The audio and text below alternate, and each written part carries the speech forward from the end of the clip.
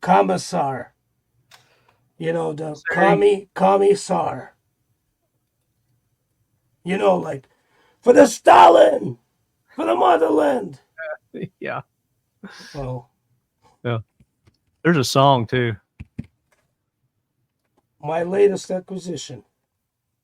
Oh, that's brand new for you? Nice. It's 1940. More, and it's Tula. Let's do our intro and then we'll talk about it. All right. Let's get this party started. Welcome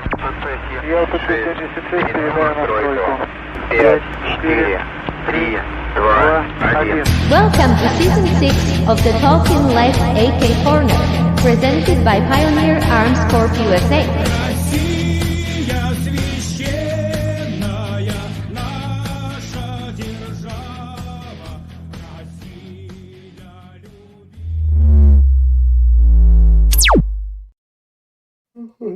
All right, AK heads, welcome back to October's installment of the Talking Lead AK Corner. We are bringing you all the leducation when it comes to AKs here on the Talking Lead AK Corner. This is our 6th year of leducating the unleducated on AKs and such related firearms. And this year, I have been very fortunate and thankful to have my co-host join me each and every episode. Ladies and gentlemen, none other than Marco Vorobiev himself is joining us today. Marco? Hello. Please forgive me for my voice. I'm trying to get over a terrible cold that I caught in the plane flying from Baku, Azerbaijan to Frankfurt, Germany. Did you get the COVID? Is that what it is? No, not COVID. Just the cold. Get the vid. So we're glad you made it back. So is that a trip you can tell us about? That sounds yeah. I can tell you all about it. Okay, we'll talk about that too. Because it might have huge implications in the firearm industry. Huge, I tell you. Well, we could use some good news in the firearm industry. Definitely. Huge. Also joining this episode, and I didn't tell you what this episode's about, ladies and gentlemen. It's going to be, we're going to talk about how to make your AK-47 more accurate, how to Accurize your AK-47, all kinds of tips and tricks. But Marco's got things to say about that. We're going to talk about it. Joe Meaux with AKLYS Defense, ladies and gentlemen. Joe, welcome in. Howdy, guys. Nice to be back. Marco, Marty, thanks for having me.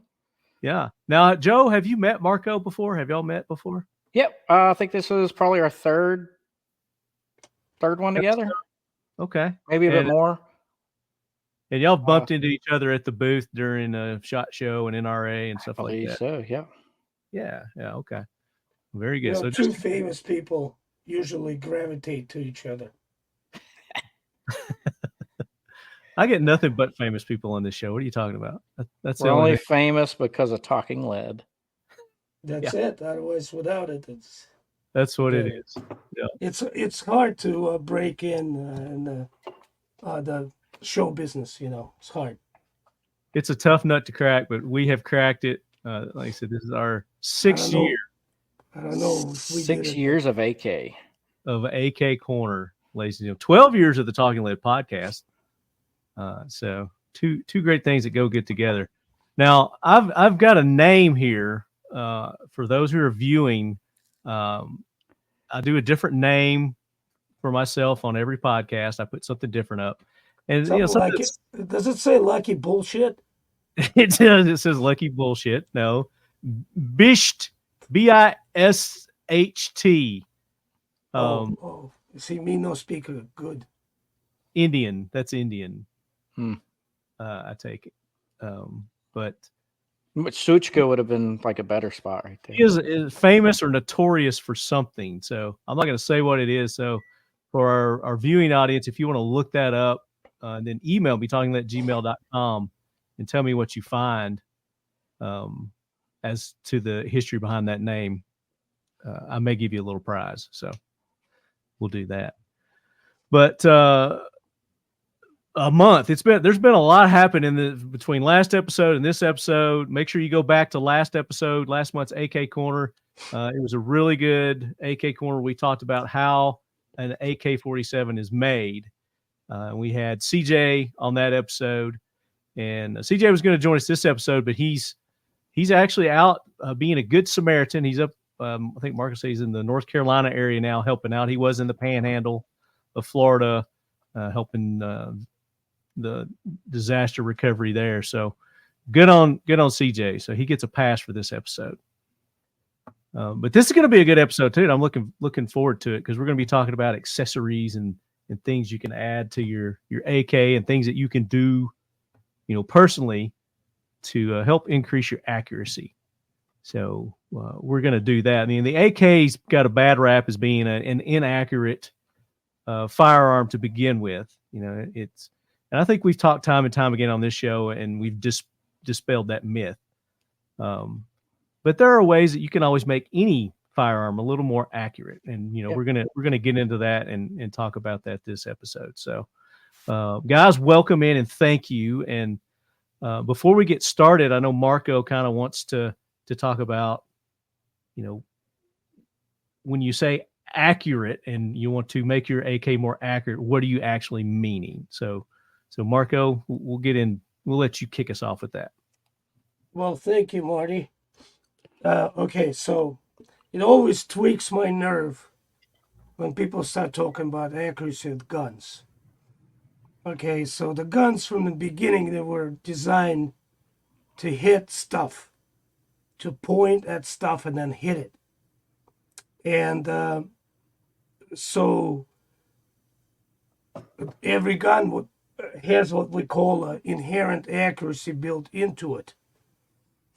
Okay, and there's a specifically accurized guns like for sports purposes, where the tolerances are tighter, where the setup or configuration of that particular gun is laid out for a particular shooter, so the shooter's geometry will be more consistent, and that person can shoot that particular gun more accurately or more consistently.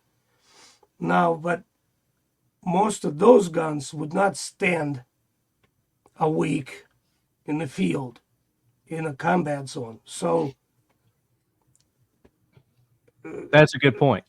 So that's, can you make an AK or AR for that matter into something like some stuff that they shoot at the biathlon or something? Precision rifle. Precision and sniper rifle and stuff. Yeah, we had Jim Gillian on last episode. Jim Gillian's a famous Army Ranger sniper who made a world record 308 shot 7.62 in Iraq. I think it was 1,367 yards or something like that. And he holds the record for confirmed kill. But continue, Marco. Well, anyway, I'm sure he used some sort of gun that he put together. No, M24 standard issue. On the M24, but M24 is not a standard gun. I mean, it's a sniper rifle. Sure. It's got a heavy barrel. Accurized. Yeah, specific accurized for a specific task. Right. Probably had some very good optics on it. It's not semi-auto, and it's going to be shooting ammunition that was designed and developed for that particular gun and for that particular use. Right. Which is Marco's point. Exactly. Yeah. So anyway, so when we're talking about AKs, I mean, the gun is accurate enough in the capable hands. And I'm going to tell you this anecdote, more like a true story that happened to me. And not only me, it's David Fortier, Mark Krebs, and I were traveling to go to Izhevsk in 2001 and, meet the people at the arsenal as well as possibly meet the Mikhail Kalashnikov, which we succeeded. But prior to that, the night we arrived in Moscow, we actually went to see a friend of mine who was a commander of a quick reaction force for the Moscow region. Big Ivan. It's called. His name is, which nickname is well, he is Ivan. His name is Ivan, and he is probably 6'5", 250 pounds, sheer He comes muscle. by that name honestly then, Big Ivan. Right, but he at that time he also was a lieutenant colonel, and eventually he became an inspector general for the Ministry of Internal Affairs, and retired in the rank of lieutenant general. Anyway, his group, the group that was on duty, just came back from Chechnya, which was, at that time it was the second Chechen campaign. And so they all had their guns with them. They had a bunch of suppressed guns, like the VSS, they had the VSK, and they also had the regular AK-74Ms. And I think David asked one of the guys holding the AK, said, "How accurate is this gun?" And to which this dude replied, he says, "Well, when we were at the roadblocks, I entertained myself by shooting the wires of a telephone pole." So how accurate is that?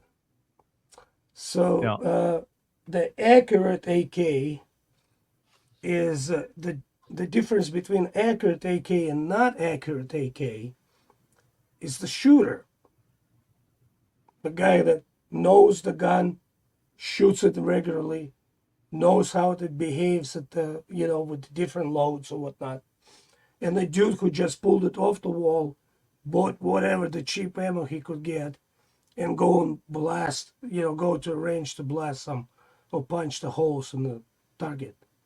Yeah. So, and that's a great point that you make is, you first got to start with yourself. The shooter, the guy behind the gun. If you want to go back to the basics, we love to talk about here in the U.S. We love to talk about the grandpappy who taught me how to hunt and who taught me how to shoot behind the shed at that tree stump and stuff. Yeah, go back to that pappy's lessons. Yeah. Your basic marksmanship, lessons. Your breathing, your sight acquisition, your target, picture, trigger pull, trigger pulls. All of those things fall into accurate and not accurate discussion. Gun is simply a tool. Yeah. Now, having said all this, and I made a reference to like a biathlon and stuff. You look at that rifle, that Anschutz that is it Austrian gun or whatever. You look at it and there's a stock is a certain way. The sights a certain way. They wear this piece of plastic to block this and that. And if you look at it, it's not uniform. For each shooter, it's different.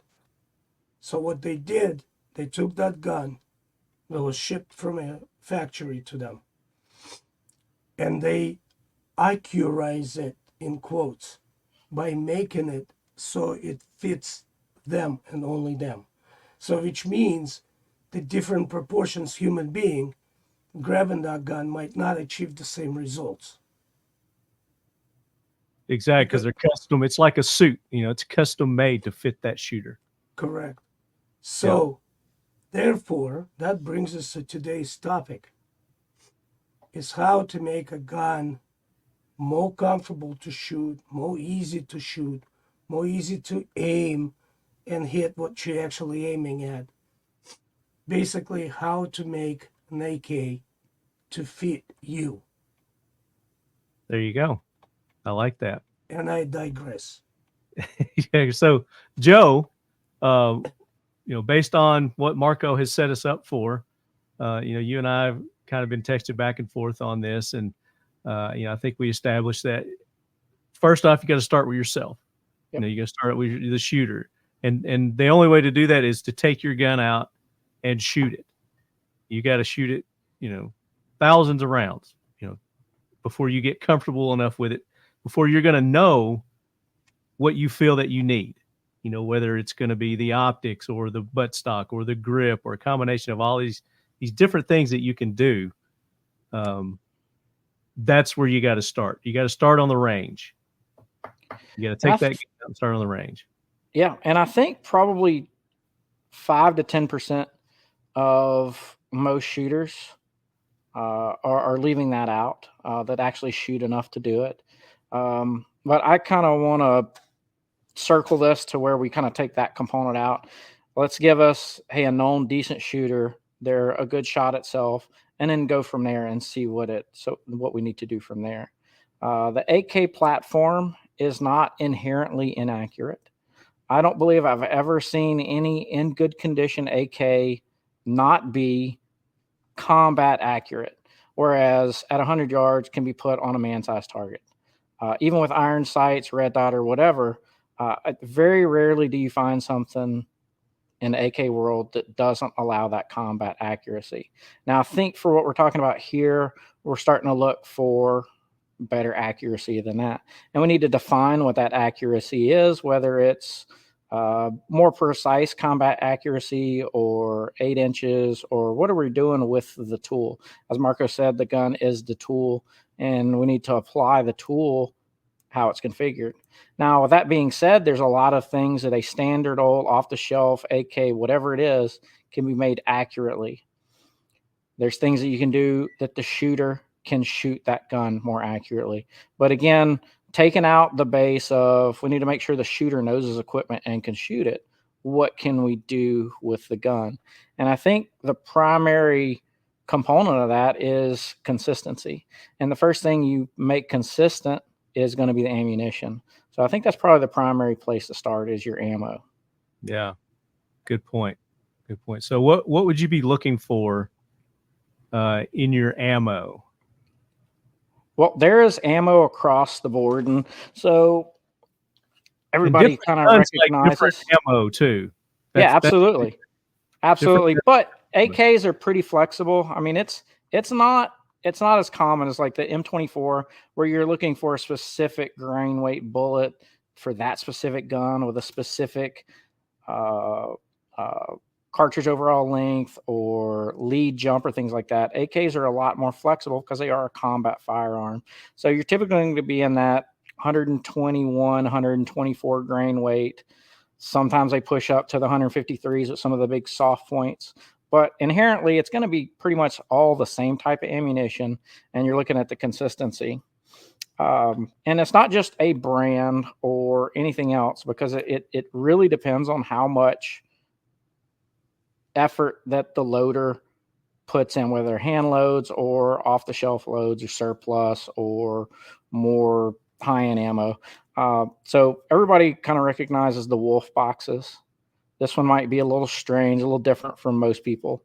So a lot of people don't expect Wolf to shoot very well, but it's been loaded all over the place, different loadings. This particular is actually a non-bimetallic cartridge. This is a copper jacketed. It's not a copper with a steel plated, copper over steel plated ammo. This is an actual copper jacket, and it engages the rifling really well. And I've had really good luck with this. On the other side of the coin, I've had Wolf that is just super inconsistent. Powder loads, bullet deformities, gas bubbles in the bullet you'll see tumbling.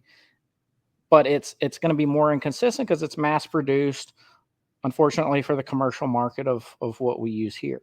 A lot of the true military surplus that we've gotten, I've always found pretty good accuracy with it. Some of my favorite is that one, and if you can I don't know if you can tell the color of that, but this one, looking at it, this one tells me that this is a very good cartridge. This is something that was loaded to military specs because it's sealed, it's lacquer coated and sealed on both the primer and the neck. I believe this is Golden Tiger, which at the time I think it may have been loaded by Vimple. But this is a very good, very accurate cartridge, surplus cartridge. It used to be very inexpensive. It's harder to find now. I don't know of any lacquer fully sealed ammo coming out anymore. But this is something that was accurate and meant for combat use, and it was very inexpensive.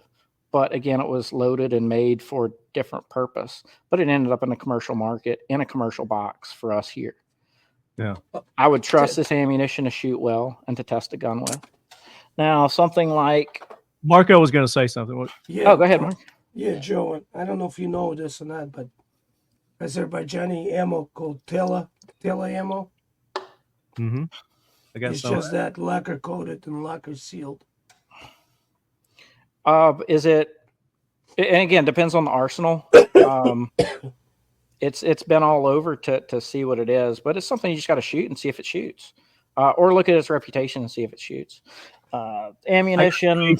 I got a case I've been shooting of the Tola. I mean, it's been fine. I haven't had any like major variations in the groupings on it. And that's most of the time I've seen issues is people going from not just brand to brand, because like the example of the Wolf copper jacketed versus the Wolf bimetallic versus the Wolf hollow point versus Wolf lacquer polymer. They're all different factories, different specifications, different criteria that's loaded on. So once you find an ammunition, you want to try and stick with it, something that's consistent. That's going to be, again, going back to the key, it's the consistency of it. Have you had any good luck with a brass cased? Yes and no. If you have your gun set up for the brass, especially some of the US or PPU or the Lapua, I have a case of Lapua brass somewhere around here. I looked for about 20 minutes this morning. I couldn't find any, but that stuff it's a match round. I mean, I shoot it in the bolt guns a lot, and it's very, very accurate. The Fiocchi, I've shot a lot of the Fiocchi 7.62, and I haven't had good luck with it. Fiocchi, again, as far as a brand, it can be hit or miss. Yeah. I don't think it's necessarily because it's brass cased. I think it's more of just that particular batch, how it was loaded, how much time, how much care was given into it. Now, one thing you may hear, and back in the day, it was a thing. You don't want to shoot brass after lacquer. That's mostly gone away with the polymer coatings, like the gray. Yeah. Oh, that's a lacquer coating too. Well, the reason for that is the brass would get stuck because it expands more than the steel. So all that gunk that you're getting from shooting, the rounds, the brass. Would adhese. Yeah, to get adhese in there with the lacquer coating. So I think that's where brass rounds and AK, that purple right there, is that not Vimple? No, it's a Tela from Azerbaijan. I'll have to keep an eye out for that. Yeah. Typically, I've always seen the purple and kind of expected it to be like the Golden Tiger Vimple stuff, which always shot very good. And then I'll have to take a look at that and see where it's come. Where is that out of? Here's a Wolf poly coated, and here's a Tela, which is a lacquer coated. I would, just off experience, I would expect that lacquer coating to shoot that lacquer coated round, not necessarily because it's lacquer coated, but looking at the care that was given, it's sealed, that it will probably shoot very consistent and shoot much better than some of the commercial Wolf surplus. And I think that's where a lot of people get off track, is they expect, it's just ammo. Ammo will shoot, and ammo shoots the same in everything. And that is absolutely not the case. Ammo is the first most critical key component you need to look at, the consistency of it. It just so happens about 5 years ago, I did an article for firearm use about the ammunition, AK ammunition. And so I did the, I shot it, trying to compare different loads available in the U.S. And believe it or not, I had a pack of surplus ammo that shot the best. And then Tula came pretty close. Barnaul came pretty close with consistent groups. And then, Bolem or whatever, PPU, the Serbian ammo. Mm-hmm. I couldn't even score a legal group out of it. So at the 100 yards. So in Russia, we have this saying, not everything gold that shines. So a lot of people will say, oh, this is brass. That's high quality. Not Or necessarily. they Yep. say Russian ammo is kind of rough. It's dirty. You know, you're looking at the greenish steel casing versus the shiny gold Yeah. of a Looks brass. can be deceiving. Yep. Yeah. But Definitely. the reason why surplus ammo shot well is because it was consistent when it was produced. Yeah. You know, everything was loaded to the standard. You know, there was no deviations given. It's like, oh, we don't have this much. You know, we don't have this type of powder. Let's get this one right here for this run. And then before you know, you wind up with a lot that was being scraped from the bottom of the barrel. It's like seasoning a cast iron skillet. Use it that few times and it builds up in there. Our product, CLP Plus, is a bio-based, non-toxic, complete gun care. Your cleaning time will be reduced by over 50%. I like to say it's a clean shoot, clean shoot, clean shoot for it to fully remove whatever product you've had on there before. It's like seasoning a cast iron skillet. So all I like to do is you'll field strip it like this, go piece by piece. Basically all I do, I'll take the nylon brush into the paste, and you start covering. Come back, clean each piece, and then even on the handles, on the outside and on the inside. With our product, you wipe it all off. You don't leave any on there. From grains and all, stick it in. It's safe on all metals, plastics, composites, wood, rubber, leather. I just use a nylon brush and then a bore jag with one of our pre-saturated patches. You put it in, swipe, coming back, you can see what it's pulled out. And this was a brand new firearm. With our product, your malfunctions from carbon buildup are virtually eliminated because carbon will not be building up. There's nothing to stick to. And all of our product is USA source and made. Grab the microfiber cloth and back and you'll wipe it off. And you'll wipe all the product off now. There you go. It's that simple. Seal One is a proud sponsor of the Talking Lead podcast and the Leadhead Brigade. Use the code LEADHEAD for a 25% off discount.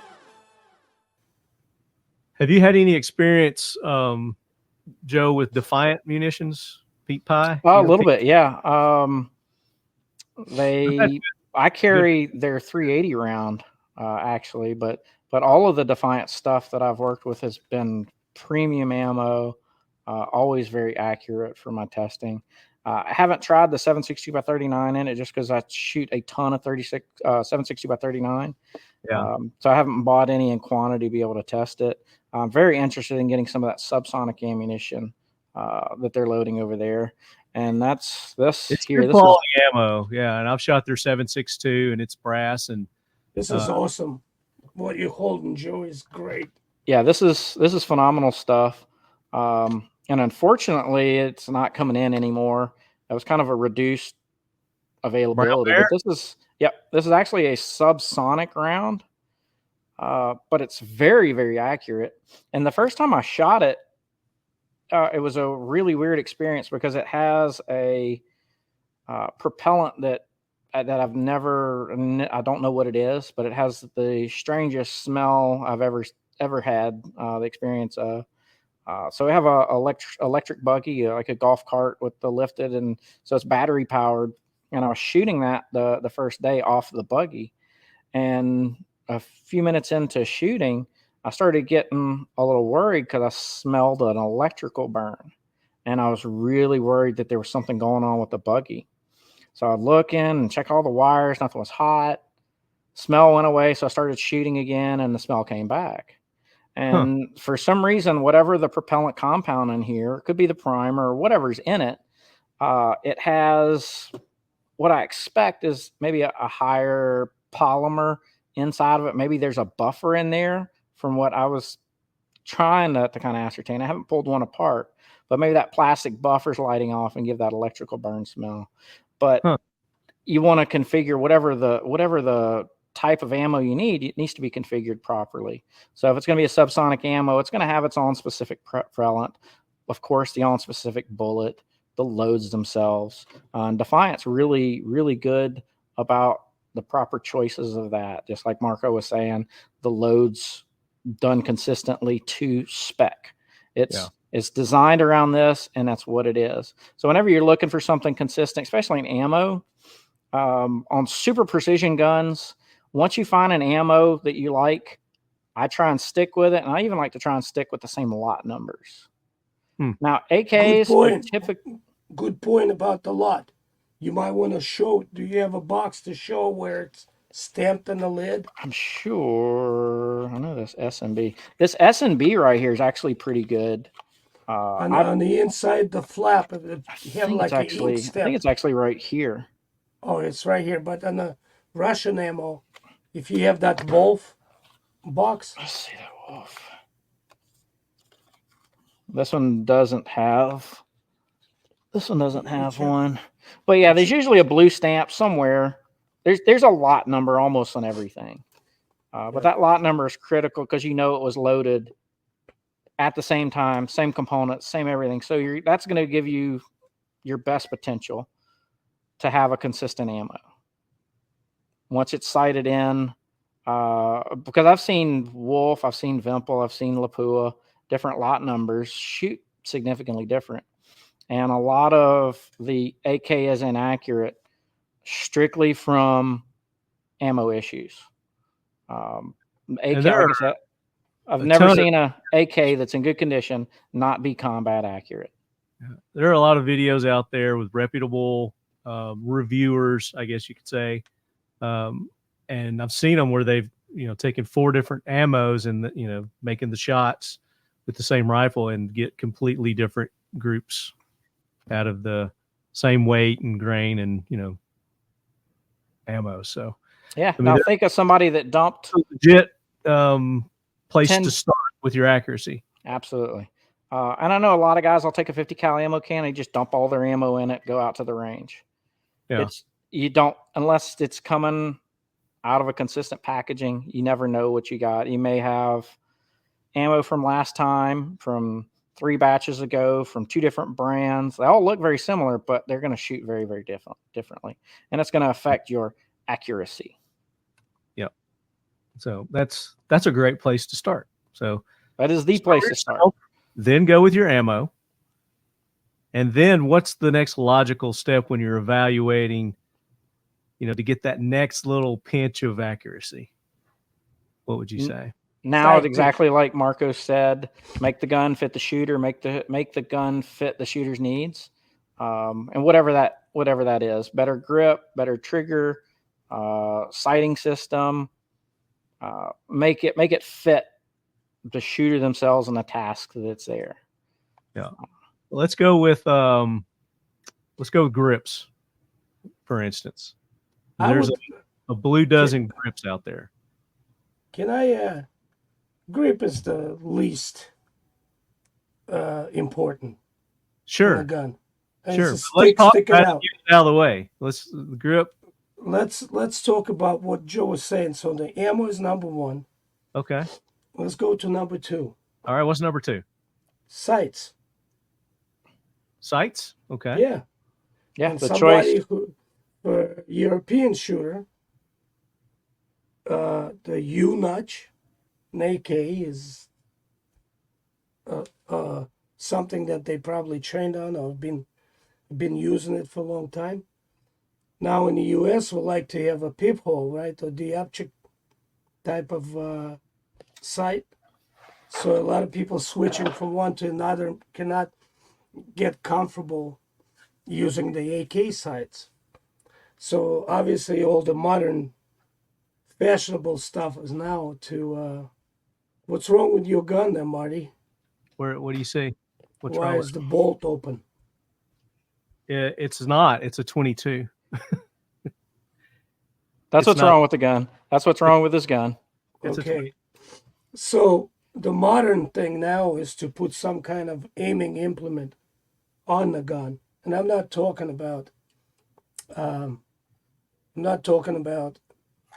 optical sights or telescopic sights. I'm talking about like red dots, any kind of reflex sights. which is, I have nothing against it. However, as we all know, the front side of an AK is the rudimentary red dot, right? When you put it within a reasonable distance. Right. So getting used to using the AK sights would be the next step to your accuracy. Which a lot of people go like, oh, I like the peephole and this and this. But do you have a peephole in your pistol? Just about every handgun's got the U-notch, right? I mean, now the people's got more money to waste.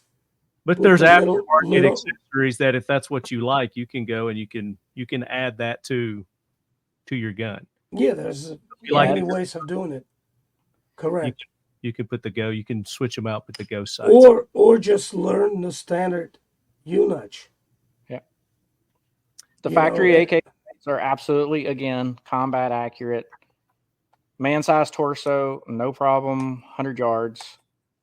If you're not able to do that, then again, you need to go back and look at yourself, look at the ammo, or some other rudimentary issue. Maybe the gun truly is something wrong with it. But if it's outside of that specification, that's where you need to figure out what's going on wrong first. As far as sights, I think it's absolutely critical to know the factory AK sights. They're very good sights. They're great adjustments. And with going to the AR, I get a lot of people's like, what's my first AR? Not only what's my first AK. If somebody's looking at their first AR, I always recommend an M4 style platform with a fixed pinned on front sight, because it will always be there for you. You don't have to have a rear sight to make man-size hits. Typically, I can make man-size hits easily 50 yards.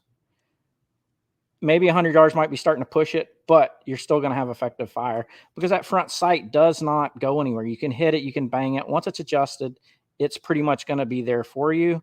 It's outside, and it's the most important part of the sights. If you focus on that front sight, you can consistently make decent hits. If you have a rear sight to line it up with, then you should be able to make excellent hits with it, especially within, again, that combat accurate scenario. Also want to make us think about something. It will piss a lot of people off. They refer to a distance between the rear sight and the front sight as a sight radius. If somebody defines the radius, what does that mean? It's the point that rotates around a fixed point, right? That's how we measure. That's what the circumference is measured by. Mm-hmm. But we have 4 points that we're trying to align, which is your eye, the rear sight, front sight, and the target. Not be more correctly described as sighting line, a line of sight. Mm-hmm. You know what I'm saying? Not that sighting radius. So stop being layman's people. Use the correct terminology. Line of sight. I like it. And that's why I prefer, again, this configuration, that front sight. If you can get that front sight as far away from your eyes as possible, that goes with that sight radius. It's not really the distance between here and there. It gives you less leeway. If the sight is on the target, Less deviation. way up here, you're going to have less inherent misses than if the front sight was here, which is another reason I really like a fixed front sight up front. Yeah. Kudos to that. Also, a lot of people start when there's a conversation about, and I'm sure that's the episode AR versus AK coming up, right? There, Marty? Yes, sir. We got the AR-AK coming up probably December. A lot of people don't know this, but if you compare apples to apples, meaning 16-inch to 16-inch barrel, right? If you lay over your M4 in the standard configuration, right, over the AK, you'll find that the AK distance between the rear and front sight is 1 inch longer. But more critically, it's way more forward. Correct, to Joe's point. Yeah. Relative to the rear. To the shooter. Well, I mean, to the eye. To the right, eye. and also being the front sight more critical than the rear sight. 100%. The front sight is the most important key, which I forget who mentioned it, but the ghost ring sights on a pistol. A pistol is a different aiming system. You're pushing it out. Ghost rings are meant to be a little bit more close up because your eye centers it. Your eye is a natural centering device. It will naturally center rings to be consistent. And that's how a ghost ring works, is it allows circles and you just make them concentric and then put them on your target right in the middle of it, concentric. And that's why ghost rings or diopters or whatever you want to call it are a lot of times inherently more accurate for people because your eye is naturally designed to use that. Your eye is around, the way that the light comes in is as a cone, so it just blends very well with a diopter or a peep style, which I'm a big fan of peep style. I like peep sights, but again, that front sight is going to be the most important thing on that gun. I can shoot very accurately with nothing but that front sight. It takes practice and understanding and knowing how the gun fits you, because that helps line up where the rear sight would be, or your eye. That's the rear sight. Your eye is the alignment pattern. The front sight is where the gun's pointing and in your target. If those three items line up in a perfect line, it's going to hit. And also worth mentioning that first firearms like muskets and stuff, they only had a beat up front. They didn't have the rear sight early on, that is. Correct? Yep. It's just like shotguns today. Now, I think Marco, you and I are on a very, very similar page. And I think we're probably, I don't know, we're not going towards the direction that a lot of people are going to want to hear. Because I mean, what we do, I mean, it's a gear driven thing. People like stuff. Now, there's lots of things that's set up for AKs that will help you with that. Right. Iron sights, again, you want to have a good set of iron sights. AK comes with a pretty good set. Inherently, that front sight on an AK is typically very far forward, which gives you great sighting, great shooting potential. Now, there are things you can do to change out the sight itself to make them like the tritium. There are tritium inserts that you can put in there. They're ball. They're a little smaller, a little finer front sights that you can replace the front sight post with. Aftermarket that may help some people, with their accuracy. Well, anyway, I don't know if that helps them with accuracy, but it helps them with the sight picture. Well, everybody's got different, your sight pictures. Sight Everybody's picture, got like different eyes. remember that whole deal, making a gun to fit your needs. Yeah. So and you there are shoot better. accessories out there that if that's your need, you can go and you can get one of those. Right. So not the gun becomes more accurate, it's you become more accurate as a shooter. Which brings us to another tool. Brings us to.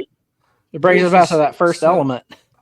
It brings us to putting the sighting implements on your AK.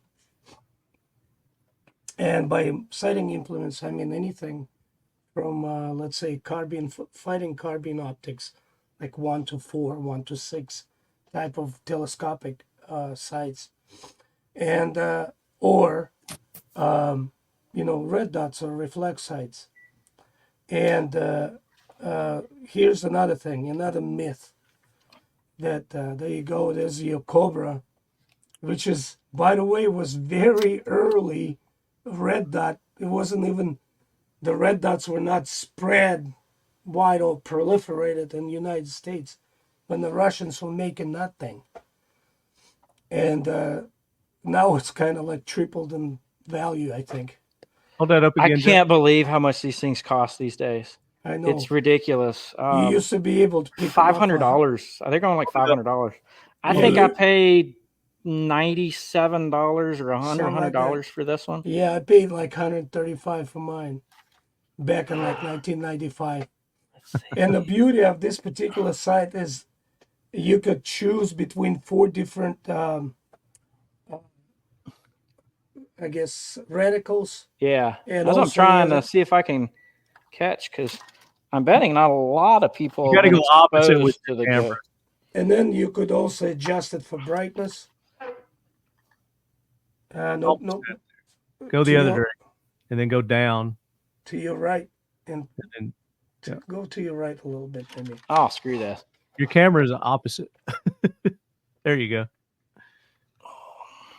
Here we Yeah, go. there you go. Yeah, there you go. You can see that. The chevron with the dot. Yeah. That's the way to go. Or let's change reticles. So we got So dot only. Well, we're just gonna kind of, and then we I have mean- the T. Let's see if we can get the T on there. I think that's an yeah, important there's one a too. T. Yeah, There it is. that's my favorite. Yep, that's a very important one. Anyway, so that brings us to another point of contention in the fighting, AK versus AR fighting. How many people over here in the TV land, all you boys and girls, heard that AK is not modular? You know, and yet AK was putting on the sight mounts for their and designated models back in the 50s, before there was an AR even in existence. Okay, and yeah, there you go. That sight mount right there that Joe just removed that Cobra from and then about to put it on. This thing was an AK's designated N, like let's say AKMN or AKMSN, standing for night optics. It's been on the AK for the longest time. And note that it is in the far left side, or towards the rear of the receiver. That was determined by the engineers. This is the probably the most rigid part of the receiver in the AK. So you can use like RS Regulate, Midwest Industries mounts, which are optic specific, that would accommodate all the modern red dots, such as the aim point stuff, Trigicon, whatever. And yeah, there you go. And see if you can pull up RS Regulate as well, Okay. which Scott does a really good job. And or you can put a regular, or you can put universal Picatinny thing in the top, and put any optic you want. But the key, the reason why a lot of the manufacturers, accessory manufacturers, go with the optic specific is to lower it down to as low as possible, possibly to co-witness with your iron sights, which is not necessarily a big deal, because if your aiming implement fails to function, you just simply throw a lever and you remove it, and then you can use your iron sights, which is different from a rigid fix and Picatinny, or on the top of the receiver with Picatinny like an AR. So therefore, AK could be equipped with aiming implements, including with the telescopic sights. That would inherently make you more accurate. Again, not you, not the AK, but you will become more accurate with your AK. I digress. Joe, you've got several examples back there lined up to show us gun porn. We like gun porn here on the show. Yep. I guess let's going back to that where that front sight is the Galil style. So this is you see a lot of this with aftermarket sights. The rear peep sight, again, that diopter. adjustable. I really like the Galil. They're an AK style gun that is accepted as an accurate firearm. And again, a lot of it has to do with the ammo shot. The NATO 5.56 typically is a better quality ammo, so that's an advantage to it right off the bat. The optic sights, I love the a little bit easier to adjust windage here at the diopter in the rear. Yeah, it's nice, but that front sight, instead of being up here, it's a little further. So I think there's actually a slight disadvantage in this system. But where you start seeing some advantages is the milled receiver with some stiffness. Right, and that's something I wanted to get into as well, is to talk about the stamped versus the milled or cut lower receiver. And there are companies that make those. Was it Sharps Brothers has a? What they have one? Lower. Let me just put your. Obviously, you're now flying in a land of dreams and fairies.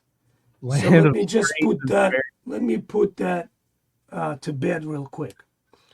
We all know that Russians, when they approach something, they're very pragmatic, right, and methodical. So if they thought that milled receiver has any kind of advantage over stamp receiver, don't you think they would do it? Don't you think they will go back and say, we tried, that thing didn't work, and we're going to go back to something that is rigid and strong like the motherland? No, because receiver there is for two things and two things only. To encompass the internals of a gun and marry the barrel with the action. And that's it. So if somebody tells you that milled receiver is more, contributes to accuracy of AK, he's either got education in LS&A, in gender studies, or doesn't understand the mechanics, or not an engineer, let's put it that way. So Joe, therefore, you're an engineer. I am a mechanical engineer. You're an engineer. Joe, are you? Joe is also. Joe. I'm not a mechanical engineer. I've just been doing this for a long time, been working with the AKs. And I agree with Marco that it's not the stamp receiver per se, the stamp receiver or milled receiver. It's going to be how it's all put together. The milled receivers done in all one operation. The bolt, the carrier is sliding perfectly parallel to the barrel. So whenever you start getting to that fine edge of your accuracy between accurate to more accurate to most accurate, it starts coming down to your bolt alignment and how it locks up. And I think a milled receiver has the potential of as a one manufactured piece. But again, it's going to come down to the quality of the particular AK build as we're narrowing down that accurate versus more accurate. And isn't bolt locks into the actual front trunnion? Correct. Yep. That's how square it does. And that's again, as we get closer to this part of the scenario, it's definitely not anywhere near over here where optics, sights, ammunition, shooter, barrel, things like this. It goes down to that little finer point as you're starting to tune things in. Well, I'm just going to throw this. So the milled receiver is just milled out of a billet. Mm-hmm. And the front trunnion is usually a forged item, which, by the way, 2 weeks ago I was able to absorb the whole process. And so, forged versus more like a not heat treated steel milled thingy is, I'll take the forged. Absolutely. So, though, so I'm just going to go ahead and insist on the fact that milled receiver is not contributing factor to a gun accuracy, inherent accuracy. Anyway, Okay. but So started off, we got to the this well, is we haven't the next important sites. we So- haven't done the sites yet. Okay. You want to give people recommendations on their sites. Okay. And there's a couple manufacturers. Of course, you can go as high as whatever. Like, for example, my favorite fighting carbine sight is, of course, Elcon Spectre 1 to 4. Right? You know, the Elcon Spectre DR 1 to 4, flippable. But it sets a person back for about $2,300 or something like that. Crazy. And for those of you AK-74 shooters, the 223 model has the BDC built into it. And you can, in the 505 with 5.56 out to a practical engagement, like a 400 meters, for example. Very little deviation. Now, they also make 7.62 model for a 308 or 7.62 NATO round. And that one, for your 7.62 shooters, would also be good all the way up to about 400 to 500 meters. Then the ballistics, of course, are different. And, drastically different. So this is, like I said, this is in the realm of expensive items. But then there's other companies like Primary Optics offers 1 to 4 AK specific scope, fighting carbine scope.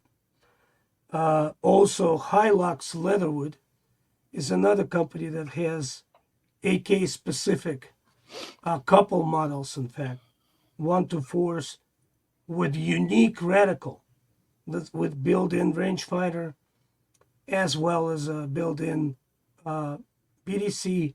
And for close quarter combat, they have the horseshoe built into it. Of course, all of it lighted. And those scopes run you about $350 or $399 or something like that. 1, 2, 3, 4, the fourth picture. Can you click on that one? Yeah, that one. If you can see that was actually my suggestion. All the way to the right, there it looks like a graveyard with a bunch of crosses. Mm-hmm.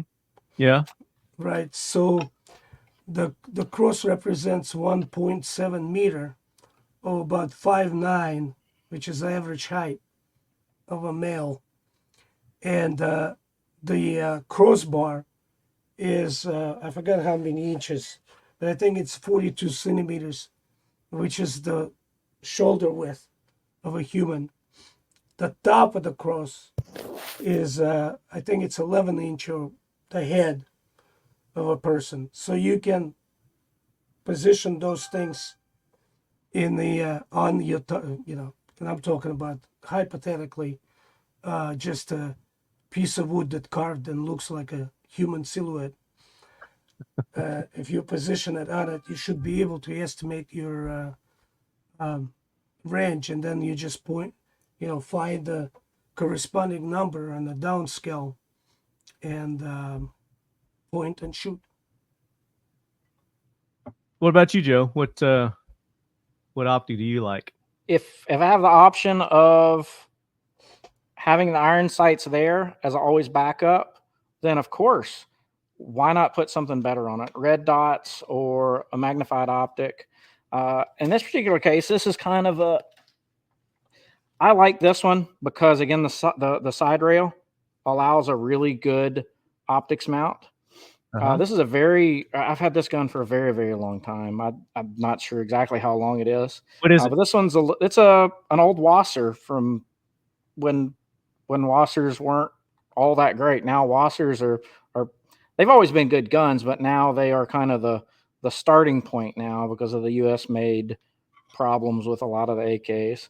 But anyway, this is a very early setup that I built out, and I like red dots. So I found that this is probably close to it's over 15 years old that I've been working with this. And but what is this that? was one of the solutions that I had to get this. And this is a great on the side rail. It has really good return to zero. It is a clamping. I'm not a big fan of the ones with the screws that lock it in because it can't come on and off. If something fails on this, I can throw a lever, it can be off, and I'm back to iron sights. Now, most of my AKs that... What is that red dot that you have on there? This is a Russian Cobra, the K, like Cobra, I'm not sure. And they've been imported by several different people. Let's see if you can see this one. It's a Cobra with a K. Cobra with a K. But this one was actually imported, and I can look it up and see when it was, but this one's by Holsters USA Inc. and made in Russian, screen printed on there. But this is the one that uses the AA's, and that's my preferred because it uses AA batteries. There's the coin cell ones, which, I mean, worked well. They're just as good optic, but the battery life isn't as good, and finding coin cells is a pain. But again, primarily, you need to be good with your iron sights. There's mods you can do the iron sights. One of the first things I learned about was Jim Fuller's the rear notch. He would turn it into a U notch instead of that square hard notch. A lot of people enjoy that for a little bit faster acquisition. But the red dot's my next step up. Now, from the Cobra, what I've actually started doing, and most of my rifles are configured this way, is the Ultimac system. Now, the Ultimac system is I don't have an Ultimac here, but it's basically a rail that bolts to the barrel. So the thing that the bullet comes out of is what this optic is attached to. So it's a rail that's very securely mounted to the barrel. So you don't have issues with receiver flex or top cover flex or anything like that.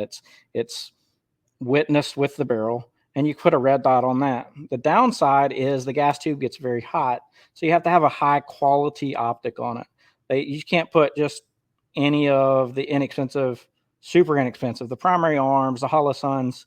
They've gotten a lot better with temperature, but that's what I transitioned to, and that's one of my preferred, and what most of my AKs that I own that I built 15 years ago till about 5 years ago all have some sort of side folder and an Ultimac rail on it. Outside of that, it's mostly stock. I focus on ammo quality, and I can make good hits. So Ultimac is a good first step, and very popular. It's been around for a long time. Even the shotgun rail, which we've installed many of those.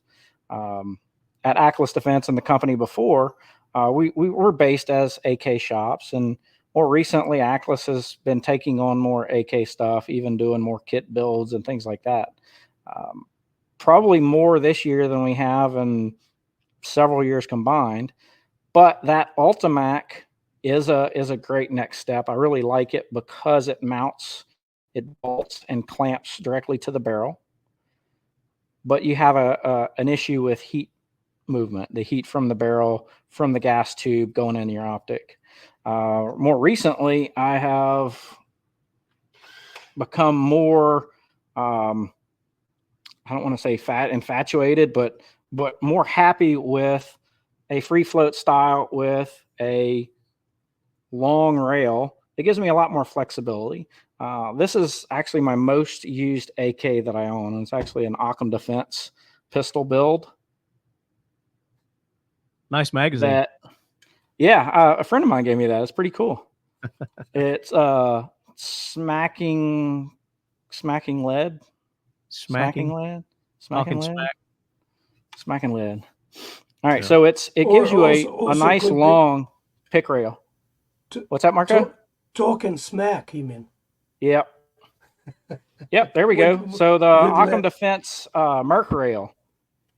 It solves a couple things, but it fixes the problems with the Ultimac as far as optics, and it fixes other things. Like it gets rid of that flex. Like if you're pressing on it, this gives you something to press against without affecting the barrel, which I think is important. Again, when we get down to that, not up here or even here, when we start getting down to this little narrow part of increasing your accuracy, I think it can be important. What happens to front sight? Well, actually, the front sight is not there because I put a night laser aiming, an IR laser here, because this is basically my pig gun. This is a Vampire.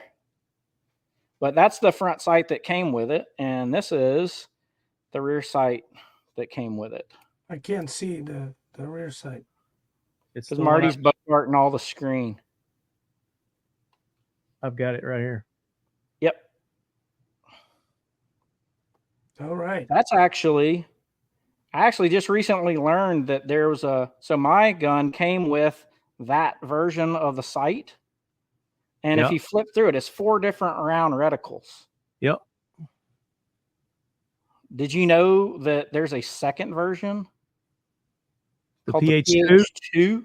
Yeah, he just came out with the PH2s not too long ago. I didn't know that. I didn't realize that there was a difference. So I actually just got this in from AKLYS Defense, and this is a second gen PH2. But it has 3 peeps, which is interesting. But it has a fast acquisition U-notch. It also added the serrations in the back, anti-reflection serrations. So I think that's 2 really significant upgrades to the sight. But that's what this gun came with, was a rear diopter like Marty's and a front pin, which was neat because it uses AR front pins that you can put a tritium front sight in, which frankly, I think that's the only viable front post change. Keep the factory post unless it's something very specialized, but I do like a tritium front post on an iron sights, again, because I trust the iron sights above anything else to make sure that it hits. If the battery goes out or an optic gets knocked around, you may not know until you need it, but that front post, you can pretty much trust it's going to be there. But that rear sight is very handy. And with the case of this rail, it actually adds a little bit of that sight radius, but it has the front and rear sights on it. So the rail, the Merc rail, I think this is the pistol version. There's a rifle version that's longer. That's the one you can have those. Yeah, this is the rifle version. But this gives me that Picatinny rail that is hard mounted to the barrel, but now it's decoupled from the barrel and it doesn't build heat and it doesn't transfer heat to your optic. So I found that it's much more friendly on the optics. Plus it gives me a little bit more room so I can put lasers or clip-ons or things like that. Clip-on night visions. Offset, whatever. Yeah. Offset sights too. Yeah. When you start getting into the bougie, like high-end stuff. But again, that's your primary device. And again, iron sights, if you can't shoot your iron sights, you need to go out there and practice more. But there's lots of choices on iron sights. I am a big fan of the diopter style, which is why I actually got this one recently, so I can play around with it because I think it is an upgrade over the previous sight that was on it. But at the end of the day, a nice variable low power optic is a perfect fit for an AK. A 1-4 or a red dot. So most of my AKs are outfitted like that. Even going back to as long ago as that Wasser, it has that Cobra red dot on it, mounted to that Russian style sight, but only because I can take it on and off really quick to access my iron sights if needed. So what are your thoughts on this? We were talking about this option, the dust cover that's a hinge to the front or the rear sight. I think it depends on the system. It's got to be hinged. It has to have a solid front mount. It's got to have some way to attach itself to there. I mean, back in the days, whenever we were looking at the FUD editions, people would take that AK, just take a standard AK top cover, weld a Picatinny rail on it, put a scope on it, and try and shoot something. Every time this gun cycles and functions, that recoil rod moves, the recoil system moves, the catch moves, the dust cover is so thin that it shakes. You couldn't possibly get any accuracy out of a dust cover mounted optic unless it's has a couple fixed points, like a hinged top cover, front There top are cover. companies that make just the dust covers with the rails on. I mean, those aren't recommended. 100% no. It's an absolute waste of weight, the space, there's no reason to have a dust cover that doesn't have some sort of mechanism to secure it to the receiver. It's just an absolute waste of anything. Yeah. And then the other, I didn't grab the one that's got it. It's over there. But they have the accessories where you can replace the rear sight with a rail. Again, I'm a fan of that too, just depending on usage. But the downside is you're losing your rear sight. Yeah. Well, there's some that have a built-in rear sight also. Yeah, rudimentary sight. I think the RST is set up like that. Picatinny up front. And again, goes back, that Ultimac gives you a nice firm mounting. The RST, or those rear sight block mounts, gives you a nice firm mount with the option of that, I guess, that oh shit level backup notch. But you got to get your optic off. If the optic's bolted on, then that notch is doing you no good. Yeah. Are there other ways to mount an optic on the AK? Are we missing anything? I think we covered. There's always electrical tape, the blue one, the blue one. Blue, yeah. I've seen all kinds. I've seen all kinds. Yeah. Well, and you do custom work there at AKLYS Defense. We do. Yep. People that request all kinds of crazy stuff. What's the craziest AK request you've ever had? We've had all kinds of weird stuff, but we've done the AK Sniper, which is actually based off of 308 Sega. We've had integrally suppressed guns. We've had every bolt-on, weld-on option you can think of. We've put them on one AK. We get lots of requests for things. I'm kind of a purist. I like a nice generic basic kit, and then things that you can bolt on it, like the Ultimac or the Merc rail, that doesn't overall change it. Because I mean, AK kits right now, the value of them it's higher than I've seen. We're working on a pair of Ishmashes right now, and they're going to be built 100% as original as we can do it, with just the required modifications. But if that user wants to put an Ultimac or some of these other things on it, it's not going to change the value of the gun, but it'll make it more custom, easier for them to be able to shoot. What's something that you refuse to do? Not a whole lot. I mean, if the customer wants it and it's something in our capabilities, we'll do it. But again, the snap-on reel dust covers, terrible idea. Uh-oh. Sorry, buddy. What is that? Is that your Roomba? Beach bumped the Roomba, and the Roomba was trying. Come on, buddy. Come on. You got a dog? Remember Beach? Hey, buddy. You don't remember Beach? He was actually with me and Charlie on our first road trip when we went to see y'all. I had him 4 days when we loaded him up in the truck and went and visited you. Oh, he's grown quite a bit since. He's 16, 14 or 16 now. But he was a rescue. But that was Beach. He's kind of a constant companion, pretty much with me at all times. Good old Beach. So, any more to add on the sights there? We're going to move on to the. I think it's all about just your preference and what's going to help the shooter hit. Of course, a magnified optic is great to have. Let's go back to that Merc rail, to where you're free floating kind of deal. Yep. What are your thoughts on that, Marco, as far as throwing a rail system on like that, handguard system? I like it. I like it a lot, as a matter of fact.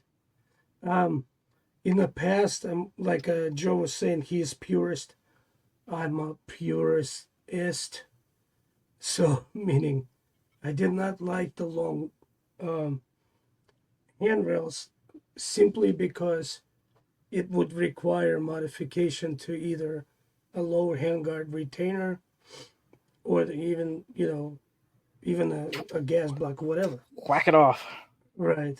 And a lot of the people who would love to have that flexibility between going with the original furniture for some reason in the future or tacticaling their AK, that wasn't an option. But the more I think about it, so you lose the, from practical point of view, you lose the front sling attachment, which could be easily mounted on the rail with or right there, quick release, quick detach, or use your M slots. Yeah, M-lock slots. Built in. Yeah, so you don't really lose anything. Also, you can, shorten your gun simply by whacking off the front of it without the regard for the front side, because the front side could be mounted on the top of the rail. So, and I like the fact that this right here, although Joe said he's a big fan of Ultimac, I'm not a big fan of Ultimac. In fact, I will never, ever, ever, like ever, ever, ever put Ultimac on my gun. And so that gives a good alternative for someone who wants to put a red dot or some kind of scout scope out the front without concern for temperature, for the heat. Yeah, that is the biggest downside of that style, which that heat from the gas system, the barrel itself, the factory rail, the factory AK, it gets hot fast. That's just something you have to deal with. But also the dynamic loads on that whole structure with bolting it to the barrel, because we all seen people working out, because I don't, I just see it with the ropes, right, at the gym, and the ropes give you that wave. That's pretty much what happens to a barrel after the projectile leaves the bore. So it's literally a whip in a way. So those loads, not like this, it's just a one movement, like so, that creates the counter movement, which creates the counter movement until it settles. Okay, and in that case, the free floating handguard is by far a better option than bolting something to the end of your barrel or mid portion of your barrel, because of that. Yeah, I 100% agree, which is really before 5 years ago, there was nothing like this available. So the Ultimac was, but once this come out, this is what I've transitioned to, at least the last 5 years or so, because of that situation, given the free float. And one of the things that I think we talked about is that barrel whip. And then Marco mentioned it already, the length of the barrel. The length of the barrel has nothing to do with making your gun more or less accurate, except for it allows a stiffer barrel. A shorter barrel will be stiffer. So a stiffer barrel is always preferred. Now, a longer barrel will give you more velocity, and it might flatten your trajectory a little bit. But at the end of the day, a shorter barrel is going to be a stiffer barrel, which is going to be a more consistent and accurate barrel. Hence the bull barrels or thicker barrels for sniper rifles. But the longer barrel will give you a range too. It will absolutely give you the extra trajectory and flatten that trajectory. But if you know where your trajectory is, the stiffer the barrel, the better. I don't mind a short barrel if I'm not worried about downrange hits. Yeah, you're not worrying about shooting 600 and past. Yeah, which actually I've shot 600 with this particular gun, but I know where the sight needs to be for it, and it's very consistent. Yeah, you develop your own dope. Yeah, you develop your own dope. Yeah, So, past 600 yards, it would start getting ineffective because of the velocity drop off. But I mean, it would still put holes in something. But we have Midwest Industries on the screen, and Midwest Industries. See if you can scroll down, Marty. Keep going. All right, stop right there. Stop. So this thing right here, the second one, the longer one, was actually available for, I don't know, more than 15 years ago. This thing, and that's the one that required whacking off the front what do you call it, sling attachment. For crying out loud, sucks getting old and sick and losing voice. Out of stock. $95. Yeah. It's kind of gone on the wayside, but that one retains by the front handguard retainer, correct? Yes. See, I'm not a big fan of that because of the inconsistencies. It wasn't a good lockup, which is why I found the Ultimac, especially for red dot use, the better way to go. But I haven't seen anything better than a rail like this. No, and now Midwest Industries came up with the Alpha line, which is similar to what you have, but either one of those is by far a better solution to Ultimac. Yeah, here's the Alpha that you're talking about. Right, and this one doesn't require. Well, this is the short one, but they There's have a long too. Right, there you go, and that doesn't require any gun modification. Again, it's using that front handguard retainer. Only as a part of it. The rest of it is secure. I forgot how it is. I have it on one of my guns, but you know, it is what it is. I guess There it is. So what we're starting to talk about is we're getting down to that narrow edge, right? We're starting to get into the minutia or the finer points. What about the barrel itself? Is that something that we should get into? The barrel itself, yeah, absolutely. But most basic AKs are inherently accurate. Okay. But you should clean it on a regular basis. Using Seal 1 and done. Man, we've been having some really good luck with that stuff with our suppressors. I've been real happy with it. It's really good. All right, so I got this gun right here, right?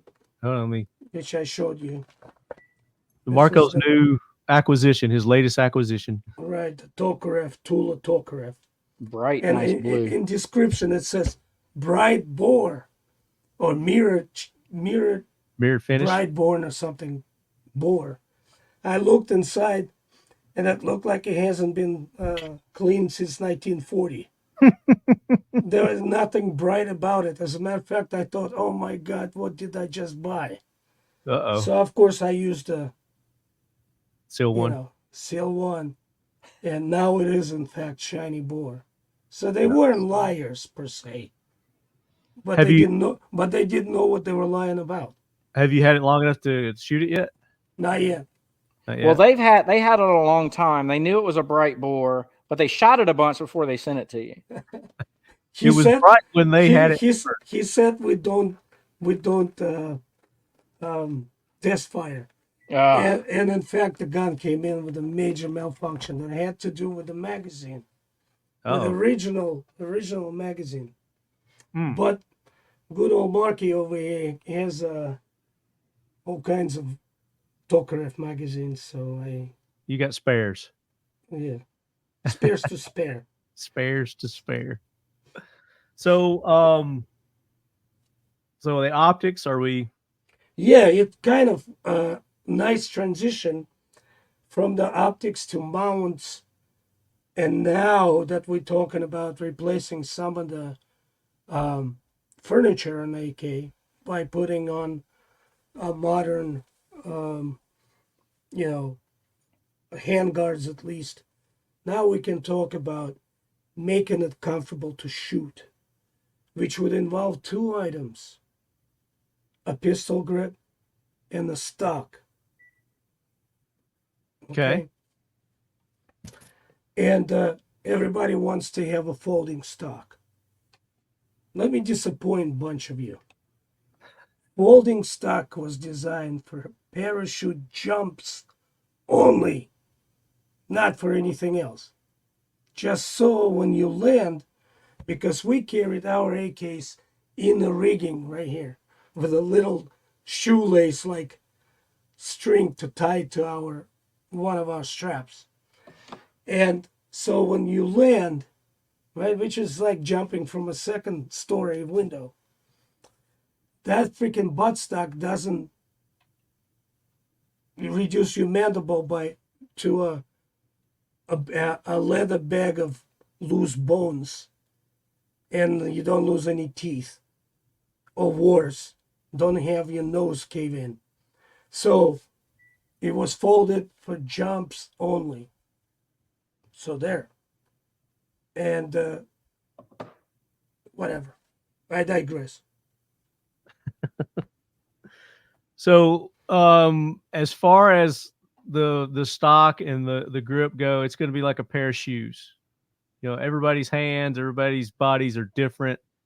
What's going to feel good to you? Well, you got to go out and you got to try. You just got to go try them out. And, as I was saying earlier, there's a blue bazillion options for grips, for stocks.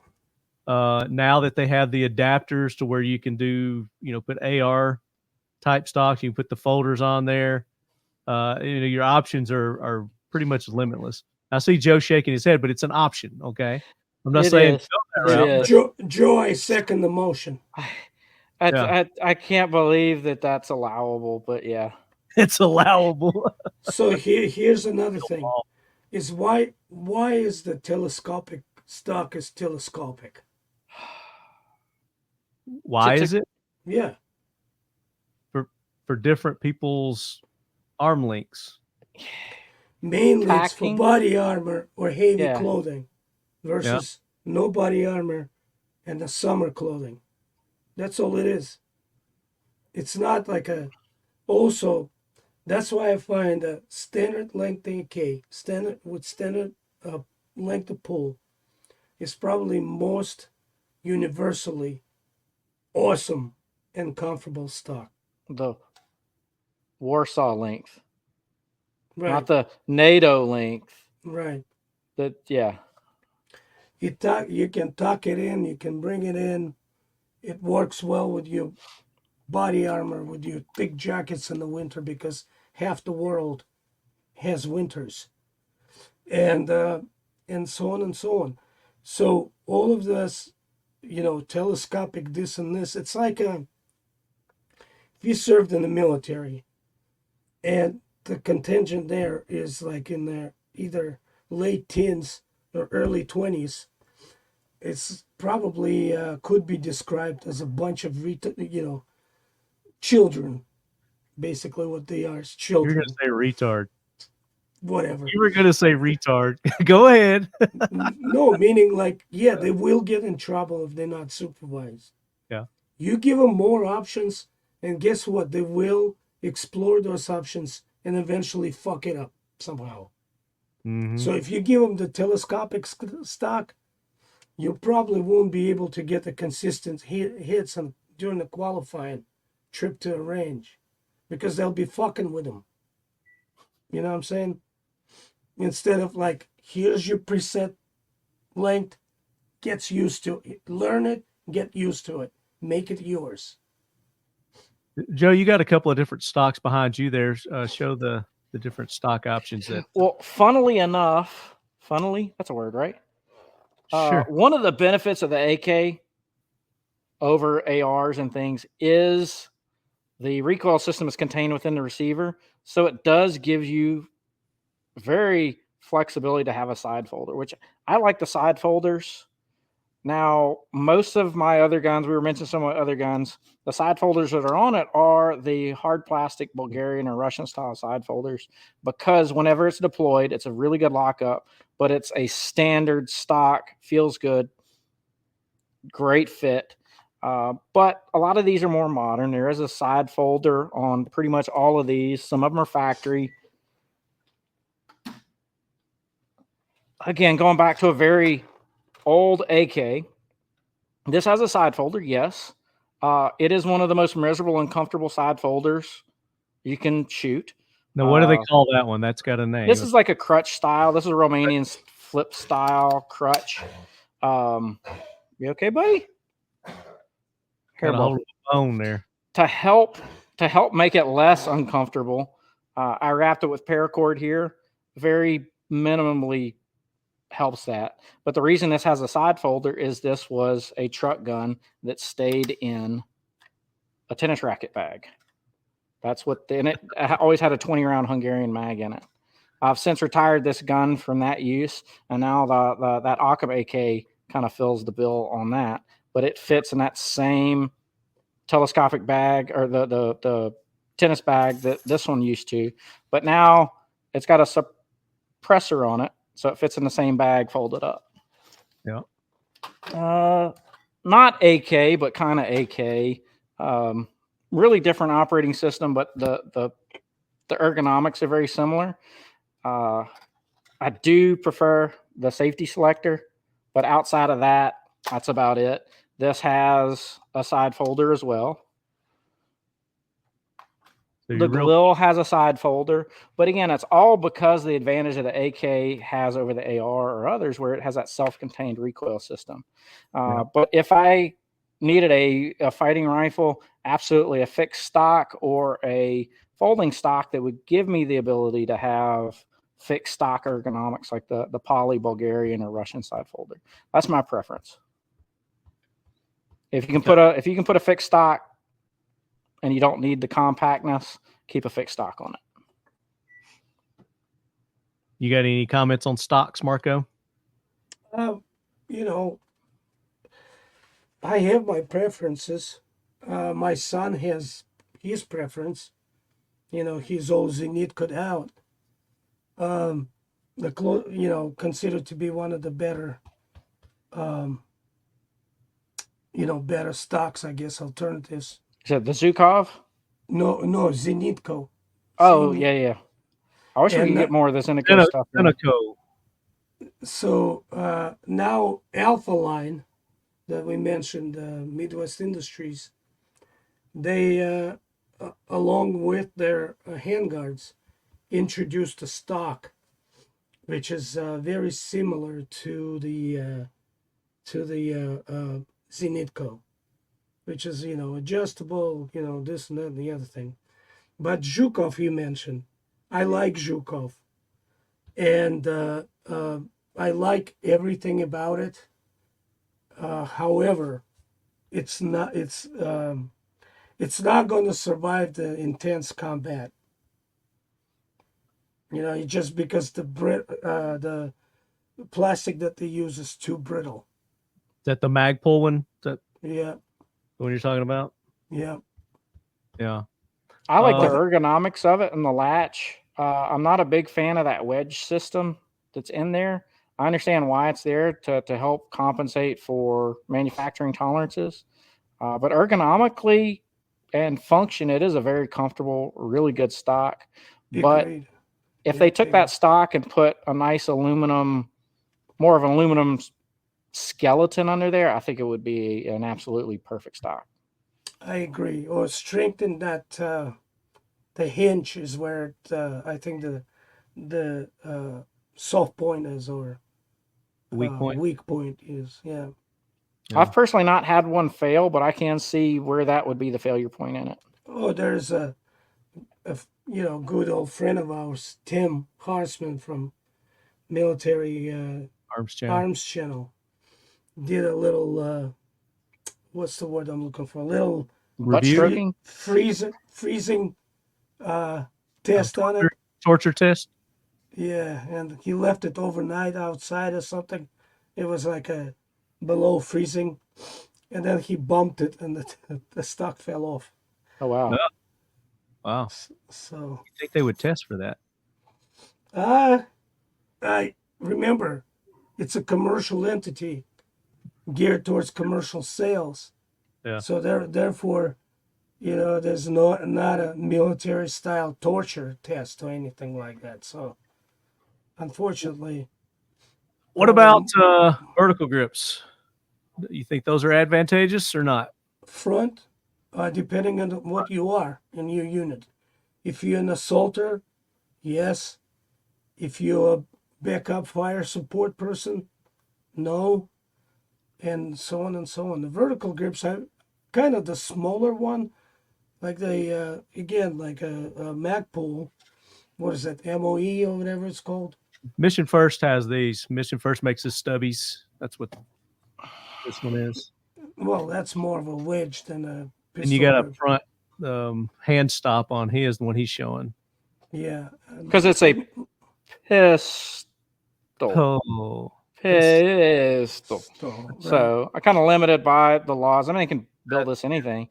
But this hand stop, I like this because it is short and stays out the way, but it allows indexing to what I would say is probably one of the most important features of this rifle is the flashlight. Because this gun is designed for, or I built this and set this gun up for almost strictly nighttime use. This is my pig gun. So I want to know that as soon as my hand's touching it, it indexes me. So Yeah. I can see that as an advantage.